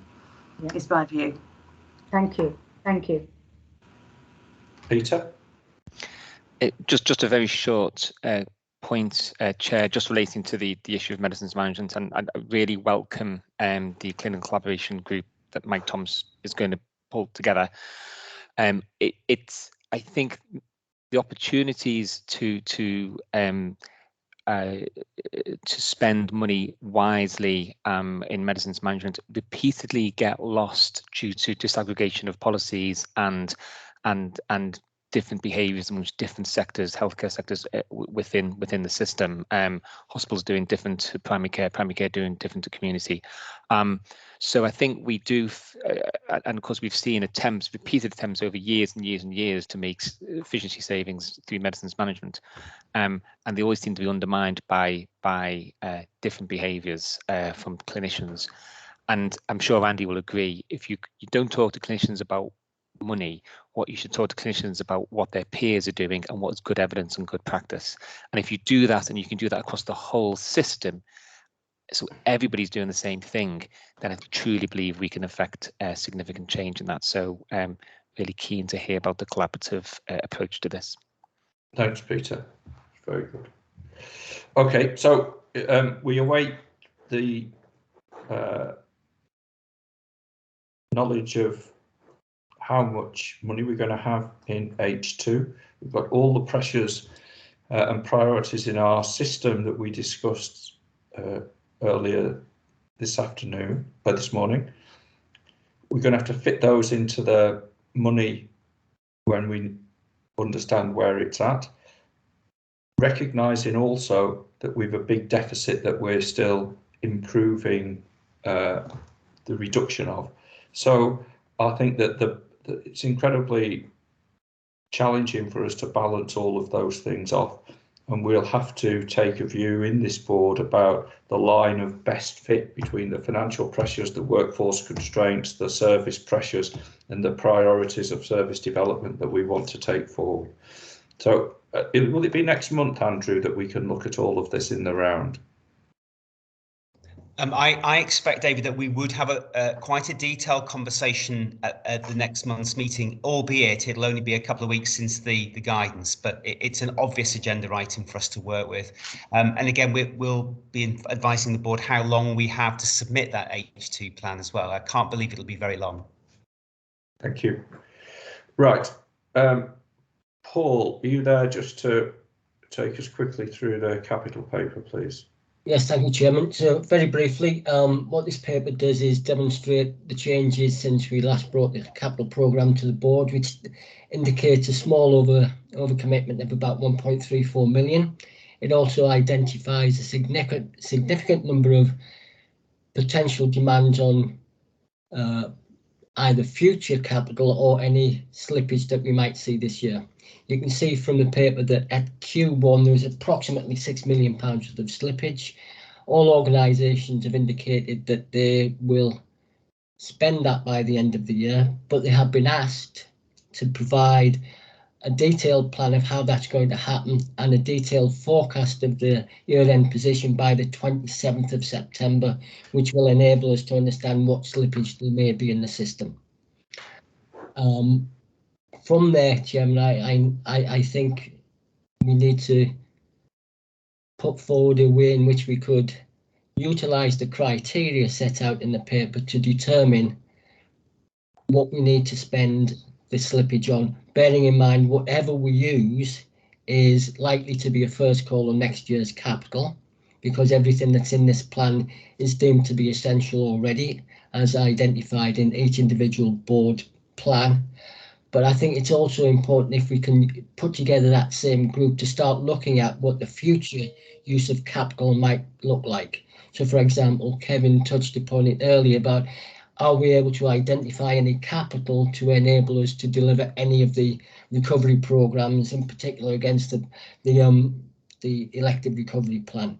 So at that point, Chair, I'll leave it there and just ask for ICS Board's recommendation as to which group of people we use to set those priorities. Okay, Andrew. Forgive me, I think that's a legacy hand for me. I wasn't going to comment at this point, David. That's okay. I was just coming to you on Paul's point about which group of people we're going to look. Do you pick this up in the system level executive, Andrew? We can do that there, although it might be that a smaller group actually works that through for us. Okay. I'll talk to Gary and to Paul about that out offline. Okay. I mean, it's good, Paul, that we're collecting up items that have been discussed here in this board and also in the provider collaborative board around the additional mental health schemes, the first year capital on the stroke business case, pathology, all issues which we've discussed here previously. I just think that we need to expedite this process of prioritisation as effectively and as efficiently as we can, because we end up taking too long, and then we spend the slippage on schemes which then themselves slip because we late set it off. And if I look back at the papers from equivalent time in previous years and then look at the end of the year, the amount of slippage is always great. The actual amount of slippage is always greater than we say it's going to be at this stage. So we just need to challenge each other very robustly for a realistic view, because we end up denying the acceleration of some schemes, all of these. So the mental health schemes, for example, we would have done yesterday if we could. So let's not delay it further by being too cautious or unrealistic at the level of slippage that we're going to have in the system in the second half of the year. So if you could take that message into the group of people who are going to look at that, I will. That would be greatly appreciated. And I agree with you. Thank you. Right, that's all good. System reform programme, Andrew. Thank you, Chair. And just to say, this paper starts at slide 58 in your pack. Again, thanks to colleagues who've contributed to this. It's the first of 2 papers on system development, and this one is the general update that gives you a quick overview of the actions taken in the last 2 or 3 months or so. Chair's already mentioned that the process of legislation is continuing. The bill went through its 2nd reading before the summer recess, and there's still obviously further parliamentary process to go through. We've received the first of 3 tranches of national guidance in the last couple of weeks, and that needs to be accounted for as we continue to plan for the new system from April 2022, and it's still subject to that legislative process, of course. I've included an appendix to this paper to give you a sense of what has already arrived and what is still to arrive. So if you wish to have more information, it's in your pack. And we will obviously continue to update you as we receive that guidance. One aspect of the legislation, we're beginning to see some new terminology coming through.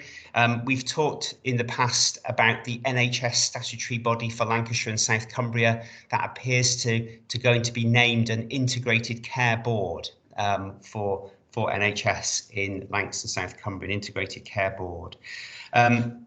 Just 1 or 2 little pointers to the sections.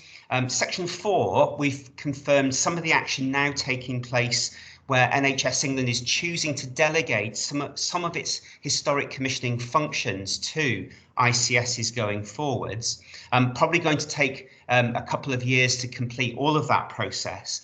And there are a range of responsibilities that are scheduled to be delegated. So commissioning for primary medical, for primary dental, and also some of the specialised commissioning portfolio that historically NHS England has retained responsibility for. So again, I wanted just to confirm that it comes into the scope of this very significant system change.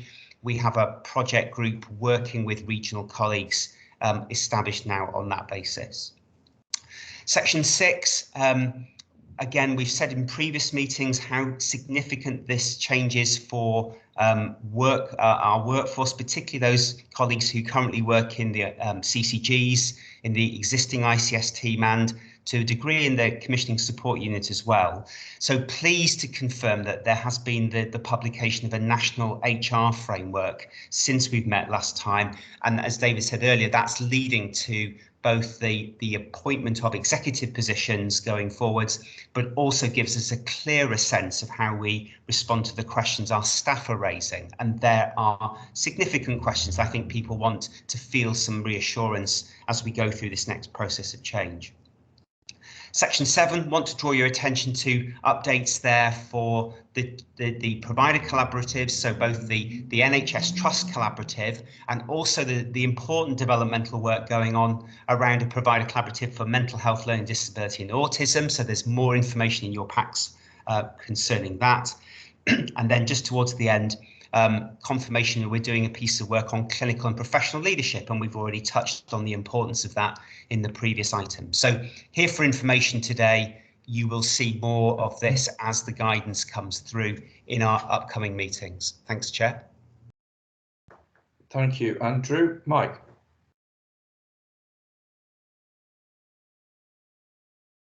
I was hoping I might come in after Jeff has done his bit, which I assume he's doing.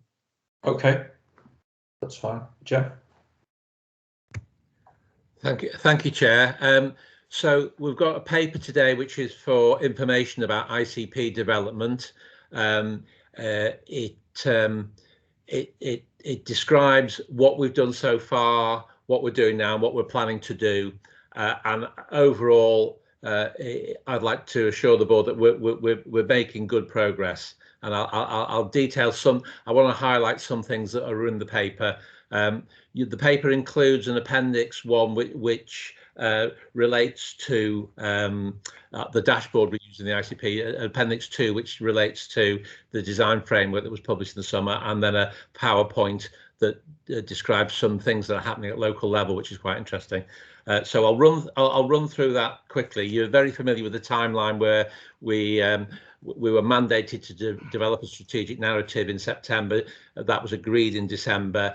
We then realised that we had to go to a step 2 programme, which included the maturity matrix, the workshops, and engagement with primary care and others. So that's work that's been done, has been quite successful, and that led on in May to the concept of we're needing an ICP development programme. So if you look at your papers at section 2.2, you can see 3 main domains for ICP development, which cover overarching themes of success measures, how we're going to organise ourselves and how we're going to lead ourselves. And then if you look at each one of those, you can see that there are 2 facets. There is the what can we do now? What's the easy stuff we can do without much facilitation? What can we do within our own ICPs? And then there's the broader development themes that require more organisation, facilitation, and support. So those, and then there's a bunch of descriptors under each of those sections.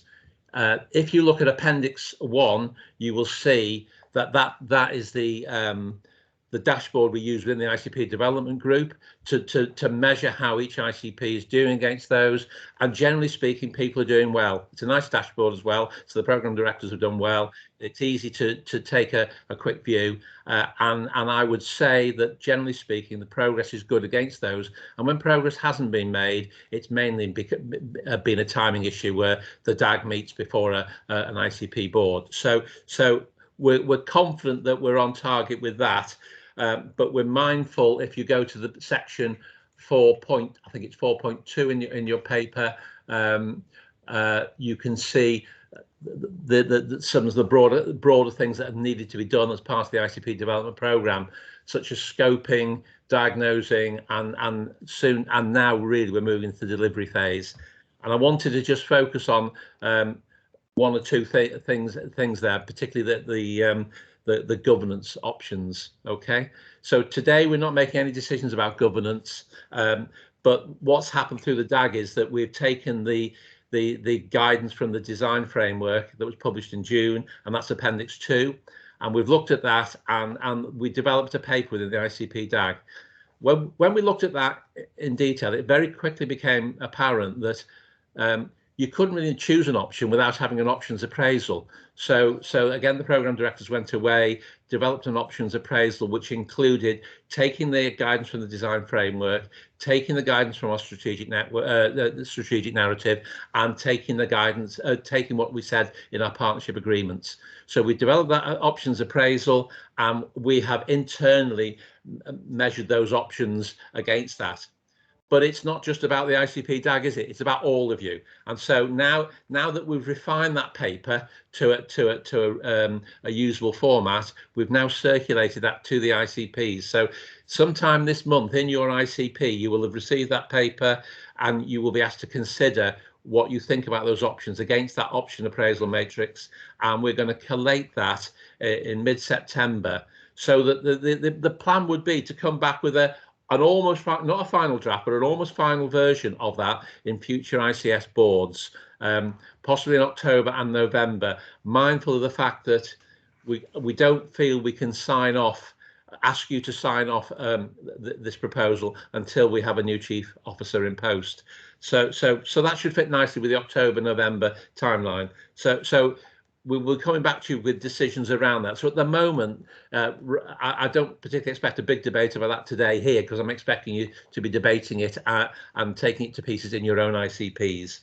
But there will be other parts of the ICP development programme around financial frameworks and workforce and the like, and that is partly dependent on the guidance that's still due. So we will come back to that at a later date. Finally, just to reassure you that forming an ICP isn't an end point of April 2022. It's a living, breathing thing right now. So we were integrating in part before all this work. We are integrating more as we go along. And the PowerPoint presentation is really to give you 10 examples from 5 ICPs of all the good work that is going on at the neighbourhood level, really. And it's really quite, I think it's quite impressive considering that we're working this through a pandemic.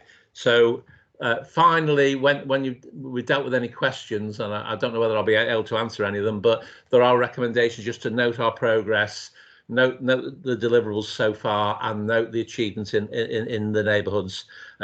It's good work, much to do still. Thank you, Chair. Thanks, Jeff. We'll take as read that those three things have been noted.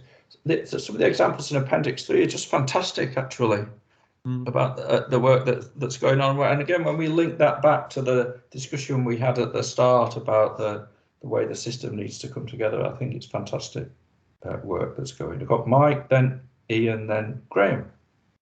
Thank you very much, David, and thank you, Jeff.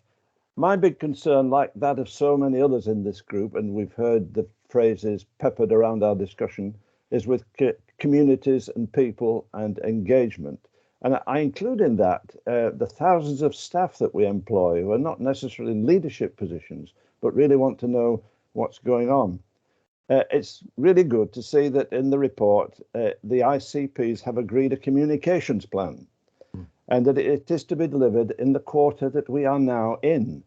Now, that is really important to my mind because it's urgent. We keep talking about it. We need to do it. And April will soon be here. I agree, Jeff, that it's an evolving thing after that, but that's a fairly critical date, I think. I think there are a lot of voices opposing what we're doing. Some people are saying it's all about privatization, which I think is completely wrong, but at least we need to show that it isn't correct. Okay. And others are aware that something big is happening, but they really can't get to grips with it. Just a quick anecdote. I was waiting to see a nurse in my local GP practice the other day, and I saw a lively poster from Caroline's Trust saying, "Let's keep talking." But when I walked out on the street, I met a friend who complained bitterly that he'd only been able to speak to a care navigator rather than the GP. Now, I know this sort of reaction is unfair, and I do so much agree with what you said earlier, Jeff, about a new sort of understanding about what primary care is all about. But the fact is, it is around this kind of opinion, and we've got to challenge it in some kind of way, or at least explain and consult what we're on about. Yeah. A great deal of work has already been done to make integration a reality, and there's a great deal more to do, but at least we know the direction of travel, and we can talk about the direction of travel to our publics. And again, just to say, as so many of others have said, we really need to get our communities on board with all of this. Thank you. Thanks, Mike. Very important. Got Ian, then Graham Gooch, then Graham Burgess. Thank you, David. It's just a general question, and I'm not sure who it should be aimed at, one of the two of you. I can't see much in here about primary care networks. They seem to be a vital part of the end-to-end delivery of care. And I did read somewhere that there was extra funding being made available to develop primary care networks, but I can't see any reference in any of the paperwork to this. Can you just expand as to how they fit into the overall idea of the paper? Jeff? Well, the primary care networks are there as you know, as a conglomeration of GP practices, aren't they? I think we have to start and say GP and primary care networks say this. GP practices are the starting point, not primary care networks. So the subsidiarity principle is if it can be done just at practice level, do it. If it can't be, do it at primary care network level, and if that doesn't work, do it at ICP level. There's not a lot of reference to the individual constituents of the partnership in the paper, full stop, but that's taken as a given. So they are involved in the discussions. They're an integral part of the model of what an ICP is, and they will become an integral part of the governance of an ICP. So they're not forgotten at all, Ian. The only other thing I would say about ICPs is it's only part of the community. So we sometimes use it as shorthand. Now, every ICP is different here, but I'll just, in Morecambe Bay, we have something called integrated care communities. So they're communities in neighbourhoods, so the primary care networks are part of that, along with social care and mental health and the voluntary sector. So I'm very keen on focusing on what our community bodies, all of them, can do together, and those examples in the PowerPoint are because those communities are successful. I've no doubt that's where our strength lies, in actually overseeing at system level the big decisions, but actually empowering the local communities and their structures, to including primary care networks, to deliver. So they are in our hearts and our minds and our thoughts in. So we just don't reference every single partner in the paper in detail. Graham Gooch. Oh, hello. Just before I answer that, I just want to say what good care I've had from the NHS over the last month. Having shattered my elbow comprehensively, I had very good care in RPH and very good orthopaedic surgery in Chorley Hospital, and I thank them for that. I'm now with the physios who make you do things that hurt. But on the integrated care system design framework, we are rather concerned about the 5 solutions, or the 5 range of options. Now, this is a nationally mandated prescribed range. So we see that there's a risk it will recreate what the white paper, the bill, is trying to dismantle with the dissolution of CCGs and the artificial divide between NHS commissioners and providers. What we have available, which isn't being drawn on, is you can gain experience from what already exists within local government in respect of place-based leadership and partnerships. It's what we do.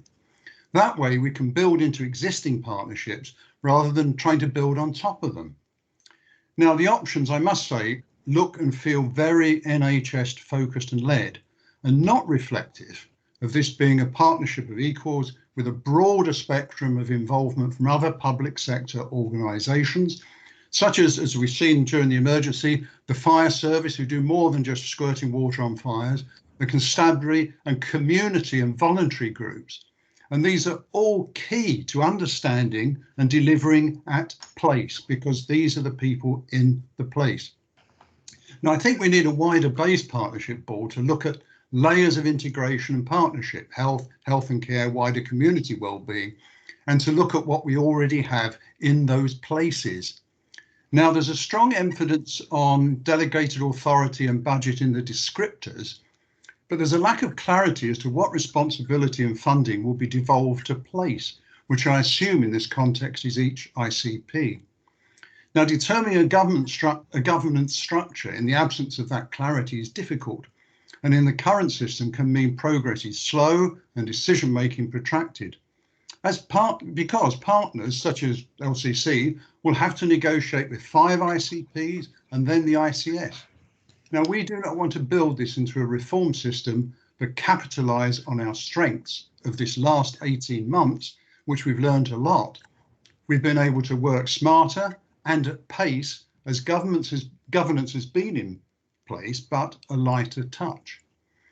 Local government also has a significant experience in managing decisions at different levels of accountability, i.e. schemes of delegation, which may assist us to help differentiate what requires a system decision, or in local authority, what requires a cabinet or place decision, or what officers can do on their own authority. We've freed up decision making, and so decisions are made at the least high level to get it done right and quickly.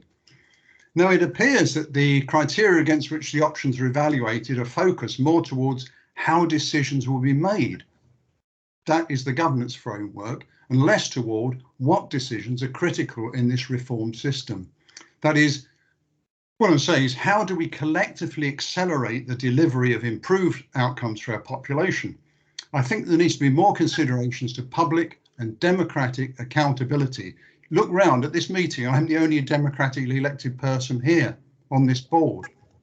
And there's got to be more of that accountability for improving health, care and well-being, and the selection of options. Ultimately, we are not accountable to each other, we're accountable to the public. Now, the nub seems to be a way of trying to find a mechanism for the NHS in the shift from CCGs to manage its financial allocation and expenditure. Now, this is a legitimate concern, and there are other options to the ones outlined to help with that, which could engage the widest possible interest of engagement of partners. The outlined options seemed, inadvertently I'm sure, to recreate existing models, illustrating perhaps This is about how the various bits of the NHS work together and not about wider partnership. Now, on top of that, there is the expectation of implementation from April 22, but we must look at what else is on the horizon, and somewhat closer than the horizon.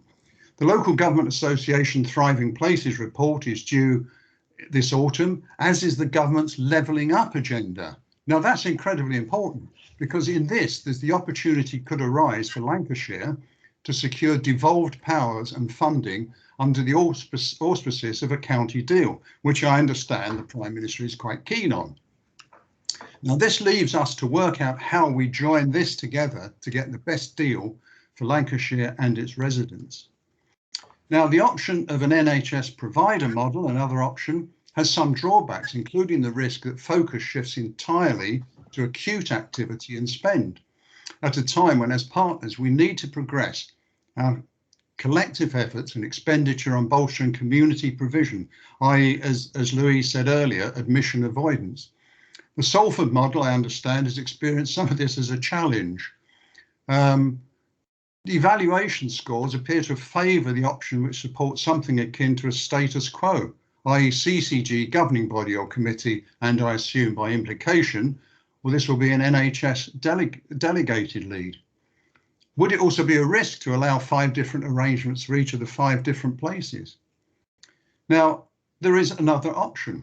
We've been made aware of the government's arrangements in West Yorkshire, which I understand has informed much of the national framework development.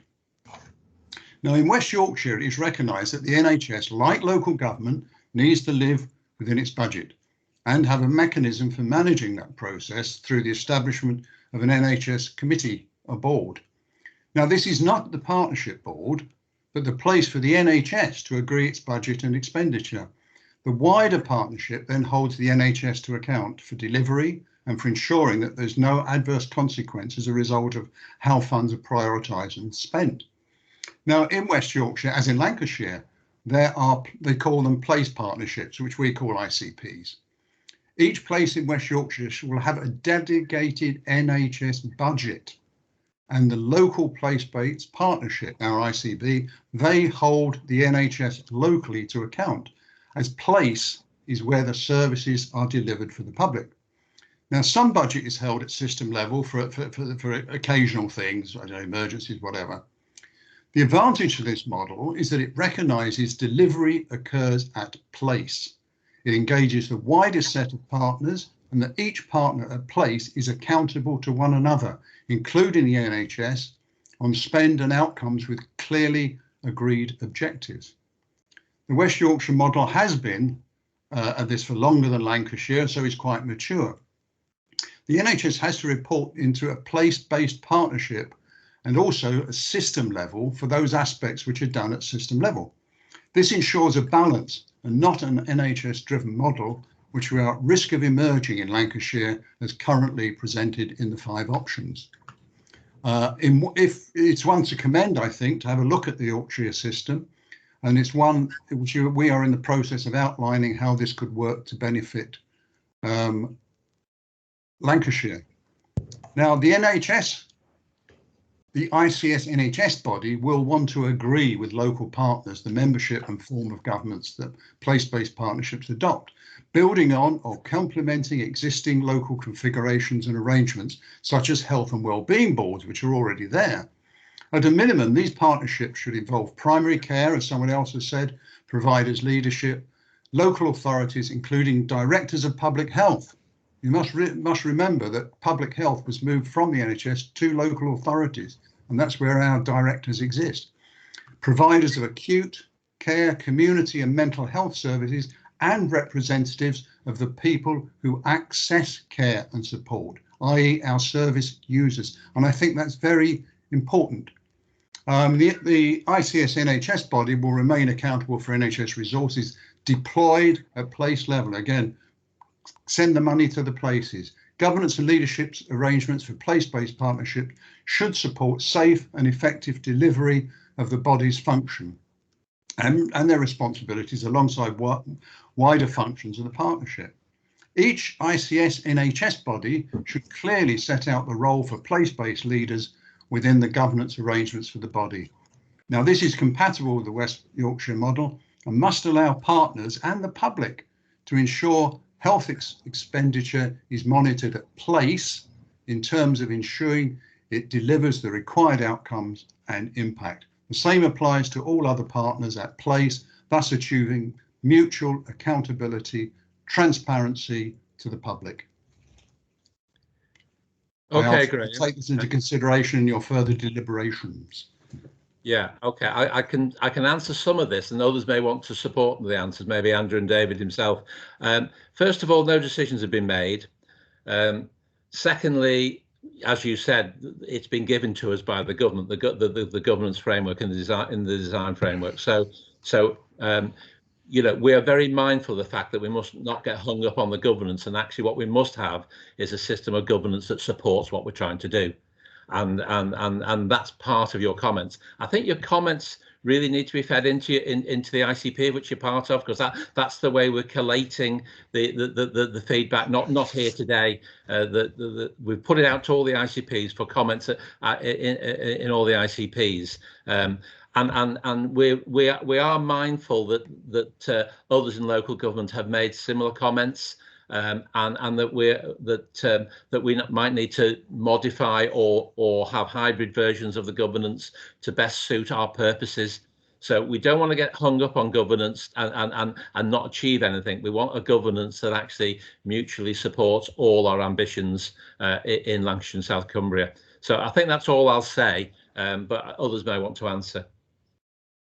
Andrew, do you want to come in at this point? Well, thank you, Jeff, because I think that has been a helpful response to Councillor Gucci's comments. I think, again, one of the reasons why this process has been introduced is because the national guidance wanted to reflect different approaches that are currently being taken in different parts of the country, including West Yorkshire. I do feel as if we are trying to build the partnerships along the lines you're saying, Graham. You know, places are the place where most of the delivery will take place. The NHS wants to delegate a resource to those places to enable the NHS to work with its partners in those places and have a place-based leader to work across those local partnerships. This process was to allow a bottom-up discussion with colleagues like yourself about how best to do that, not only given our circumstances here in Lancashire and South Cumbria, where we have a number of authorities, but also, I suppose, to anticipate some of that change that you've referred to, which again is, you know, we talked about reforming Cumbria. We're very, very interested to see the potential in the county deals. And really, I would say we want to have a model here, just as Jeff says, that is adaptable for those changes coming through in future. And in the end, this comes down to partnerships tackling the right things at the right level of the system. Yeah, that principle of subsidiarity you were laying out, that may well be right in a small area, or it might be right at the system level. And we want to do this process in a way that helps get that decision making right. Thanks. Graham Burgess. Yeah, thank you. I'll leave my comments on the various models to the appropriate time, really, and we'll be passing our view back to Jeff via the DAG in the next week or so. I only make a very small point, and then very rudely I've got to leave for another meeting. The small point I've got to make is that Mike raised the issue of engagement, which is very, very important, clearly. My understanding of our current position as ICS, and that might have been some old information Mike was working to, was that we plan to have a big engagement approach from the ICS ICPs in January of this year, when we have something harder to engage on. Because the first question I'm going to be asked in Lancashire is basically, well, I don't really care about the ICS. What's happening in Burnley or Accrington or Blackburn? And until we're a bit clearer about that, I wasn't too keen to go out and engage people in a very big way until we have something a bit clearer on things to engage on. So basically, maybe if the executives could take this back and in the next week or so, give a bit more clarity on when they want the engagement process to start, then we can ensure a consistent and effective process across the whole of the ICS. I'm saying that, I'm now going to be very rude and go to another meeting. I do apologise. Thanks, Graham. Jane. Thank you, Chair. I just wanted to pick up and reflect on some of the things that that Graham has shared with the board. I think it's really important just to make clear that much of the guidance that's coming nationally is coming from the NHS. It's NHS guidance from NHS England to ensure that the architecture is in place within the NHS in preparation for the 1st of April of next year.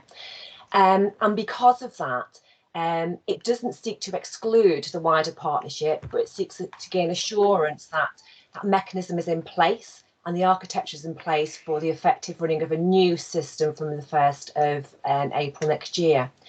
We've yet to receive the guidance on ICPs, and I think terminology is really important here. ICPs, our integrated care partnership, we need to move away from calling our places ICPs because I think it's confusing. So we're waiting to receive that guidance from the Health and Social Care, Department of Health and Social Care, Local Government Association and NHS England, who have collectively worked together to devise that guidance based on West Yorkshire, but a number of other areas too. And I've cited a draft and worked with DHSC on that particular guidance too. It will be permissive and it will allow the system in its broadest sense to work together to work out what will work for our particular system. So the points you've made, Graham, I think are really important for us to think about how we make that work as we move forward. But I think also really important that when we're talking about place in this context, we're talking about the NHS component of that. And now we need to think about what's already there, as you said, that we can build and integrate locally to move that forward. And I think if you feed your comments back through, as Jeff has said, I think they will be really important as we take those forward in the future. Thanks, Jane. And Neil.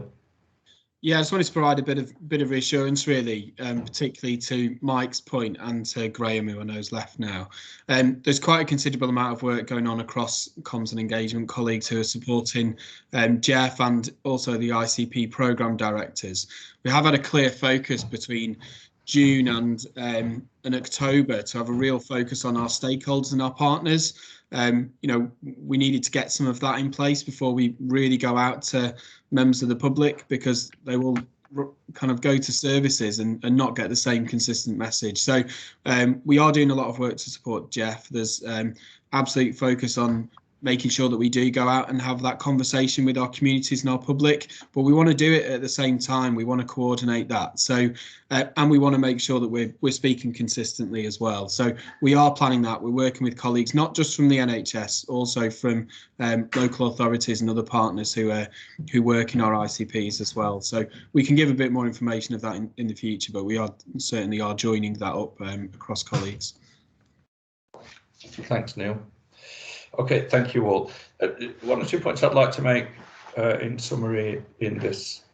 I don't want anybody to have any doubt at all that in following the direction and guidance that's set for us in building the new system, that we are not absolutely committed to work in both the spirit of the changes as well as the detail of the direction. And at place level, we need to ensure that there is a collective ownership and responsibility with all our partners. Local government very dominant in that. We'll come on to hear about the VCFSE sector, but we're not setting out to exclude anybody in the design and agreement of these arrangements. So, Graham, we might not be elected people to our post, but we're appointed by people who are elected, and we're appointed by people in government in the roles that we undertake, and we have our responsibilities to them to pursue the policies that are set out for us. But we do that in a way in which we want to be open and transparent and inclusive, and bring all partners with us to do the best that we can for the people across Lancashire and South Cumbria in addressing many of the issues that we discussed in the first part of this meeting. I'm also doing some work at the moment in Cheshire and Merseyside in an equivalent role whilst they go through a process of appointing a substantive chair. And I have to say that despite what the headlines might say, the discussions where we're working with just unitary authorities, coterminous with the place-based arrangements, bring a simplicity to work in some of these things through that we don't enjoy in Lancashire and South Cumbria. And that doesn't put us off wanting to get this right, it just makes it a bit more complicated to work through the structures. But we're absolutely committed to doing that, and we'll take your guidance and advice and input in the way that you've presented it very seriously, and welcome you joining in this process with us. We will report back at the next month in terms of the development on the place-based governance arrangements. It is, as colleagues have said, pretty permissive, and it's important that we respect in the finalising of the arrangements some of the different characteristics and differences that exist between our 5 different places on the patch, and we will do that. Now, Peter, the role of the VCFSE sector. Colleagues have been able to see your paper and the slides. Over to you to draw out any highlights for us before I open up for discussion and questions. Thank you, Chair. And I know it's late in the hour, so I will try and keep this as short as I can. Firstly, I think picking up on your point, actually, David, that you talked about partnership. I have to say that the experience of the VCFSE group since this started and since I got involved 18 months ago has been nothing but good. The welcome that we've been given by our statutory partners has been extremely warm, and we've worked very well together. So this is about the VCFSE sector, which is a strange child of the system, really, because it is very hard to know and to button down exactly what we are bringing to the party. And we've spent quite a bit of time in discussions there. There's been some good national exemplars. We've had a lot of advice, but we've actually fallen upon the model that you can see on the second page of the slide pack. So it's really trying to work out exactly what we are, what we're doing, what we bring, and what we feel that we can contribute. So if we start on the right-hand side with the box that says voice, we are the voice. And it was Andrew Bennett, actually, who raised this. I think you should go into advertising, really, Andrew. Speaking up, speaking out, and speaking for. And I have to say, whilst I mention Andrew as well, we've had a lot of help from some key people to get to this stage. I'm delighted that we're at this stage. So people like Andrew, people like Neil Greaves, Talid, and of course, I think a major influencer has been the DAG via Jeff and Vicky and the program managers. So I have to record enormous thanks to those people for the support and guidance. So our voice, we are speaking up. We're speaking up for the seldom heard. We're speaking up for the hard to reach. We're speaking up for those that suffer the greatest inequalities of health. We don't do that alone. Our primary care networks are certainly very heavily involved in that. But we're also speaking up for those organisations that are in the VCFSE sector. As I said a bit earlier, some of them will not survive COVID. Some of them will survive, but probably in a smaller form. But the one thing you will always find in the VCFSE sector are people who are willing to do the right thing and to walk an extra mile. So we see our voice as being there to articulate the needs of our communities and to also have a big impact on some of the emerging work in population health management and community mental health transformation. The next box is engagement. So who are we engaging with? Well, we're engaging on behalf of those people. We're engaging with the emerging systems and the other partners in the system. But we're also engaging with those organisations in the system. So the key theme here is looking forward, is looking out, and also looking in back into the VCFSE sector. We have to be actually in the next box. Yeah, we have to be representatives of those people. So our communities, in particular, those who suffer the most in our communities, are looking for us to speak for them, which really links nicely to the final box, influence. Well, what are we going to influence? Well, we're hopefully going to influence the outcomes.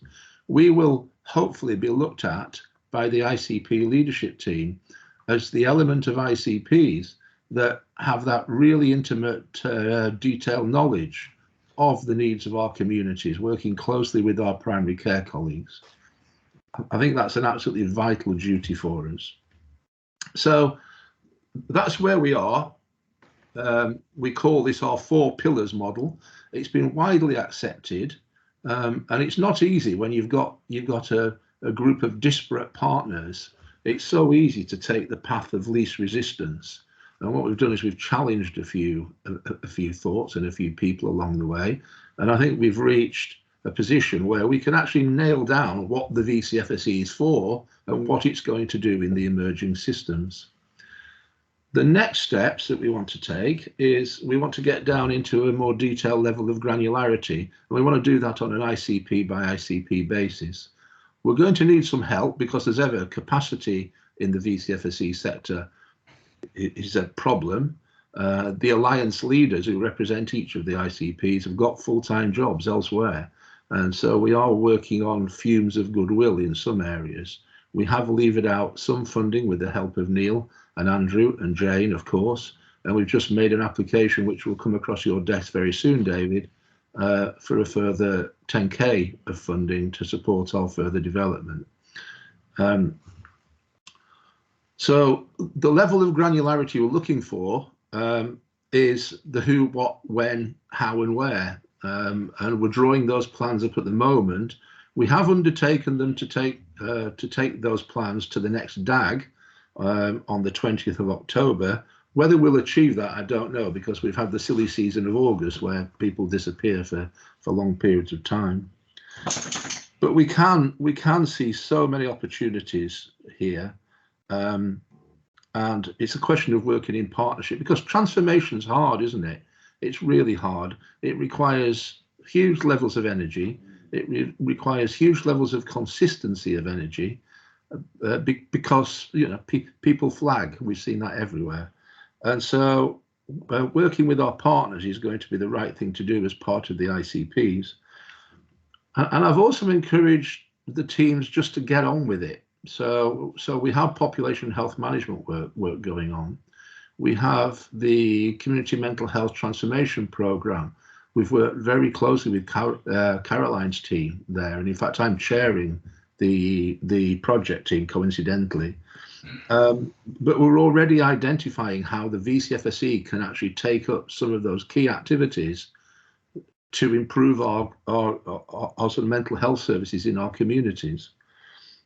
I don't think I really need to say anything else, Chair. So the paper is there. We're looking you to endorse it. We're looking for the ICS to grasp it to its bosom as we move through the rest of the planning process and development process. And we're asking the ICPs to do the same, Chair. Thank you. Thank you, Peter. It's very clear and very good. Isla. Thank you. Thank you, Peter. I'm aware of what a huge piece of work it has been to get to this stage, and to sort of say up front, I think there's little that anybody can disagree with in the principles that are presented. I think they're useful. For me, I think we have a missing piece, and this I think is about the next stage of work, but I think it makes it hard for me to look at this piece without it. So in effect, what we have here is a really strong and useful offer from the Alliance. What we don't have at the moment, and what I think we really need, is the ask from the ICS as is currently. So because you know, we will have statutory responsibility, and because a significant amount of funding will come through the ICS, there is a kind of I think a responsibility now to re-examine what the terms of this are and what's needed, and also some of the kind of, you know, governance-y bits about assurance and links there. And to me, I think that's a piece of work that we probably need to get on with, and which it needs to come kind of from the system, working with you and others. An example, I guess, would be, you know, well, I mean, we've all seen the guidance coming out. Every sort of successive bit of guidance sort of slightly changes and increases what needs to be delivered.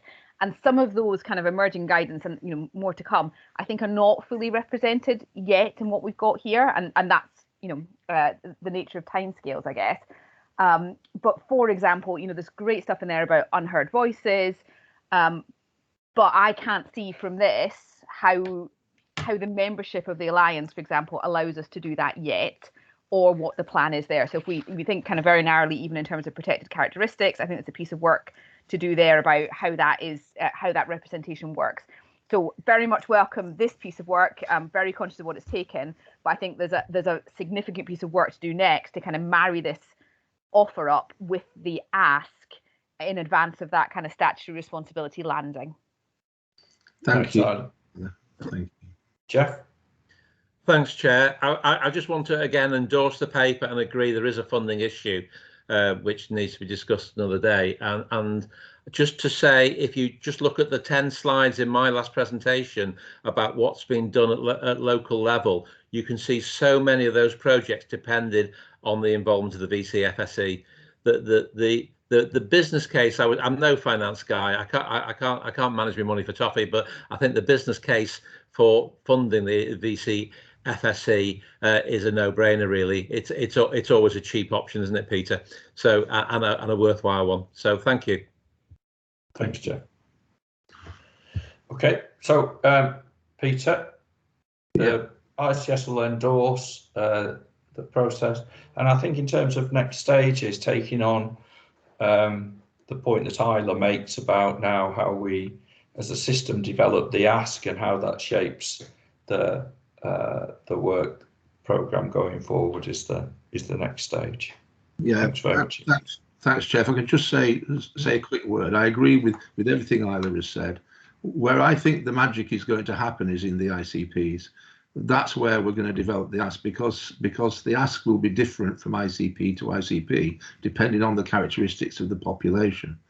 There will be some standard ones, but a good example of that is the work we're doing on the mental health transformation programme in our communities, where we got to a stage last week. We had a VCFSE workshop which was absolutely fabulous, and we got to a stage last week where the money that's available for VCFSEs, we talked about how we were going to award those contracts via the prior information notices. And you're absolutely right, Isla, we need to answer the question because the best people to place those awards is the VCFSE. Have we got capacity to do that? No. Have we got authority to do that? No. So we need to work within that project and within the ICPs and work out how on earth we're going to do it. And that's where the magic will happen, I believe. Thank you. Jackie, do you want the last word on this? Yeah, I just, again, thank you, Peter, for this, because I do think it's a really good piece of work. But I'm really pleased with that last comment you've just made, because for us in West Lancashire, what we want to do and how we want to go out and engage is very much around the Borough Council's plan, the ICP's plan, you know, and really trying to do that engagement and real participation together. So, you know, I do see you very much as part of that, but I hope you'll work alongside us and our residents really to make sure it is participation.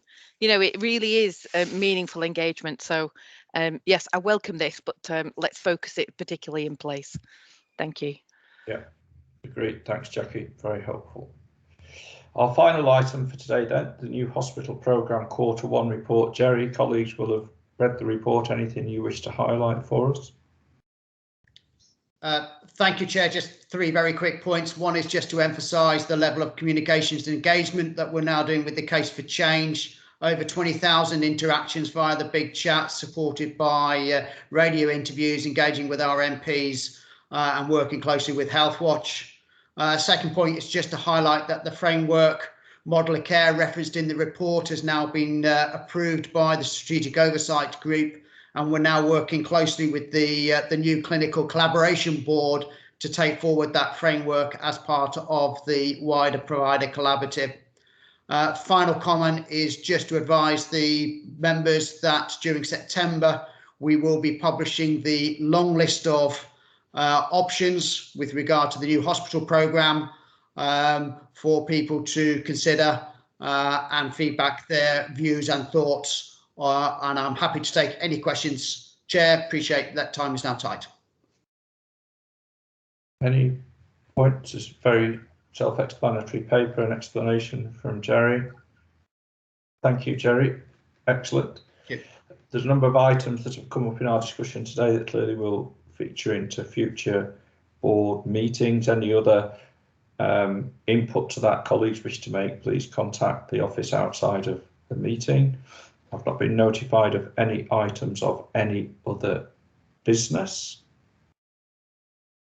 No. Thank you. Our next formal meeting will be on Wednesday, the 3rd of November. And I very much look forward to seeing you all then. It's a good discussions today, and thank you very much to all of you for prioritising the meeting and for your contributions therein. See you next time. Thank you, David. Thank you, David. Thank you, David. Thanks a lot. Bye. Thank you. Hi, everybody.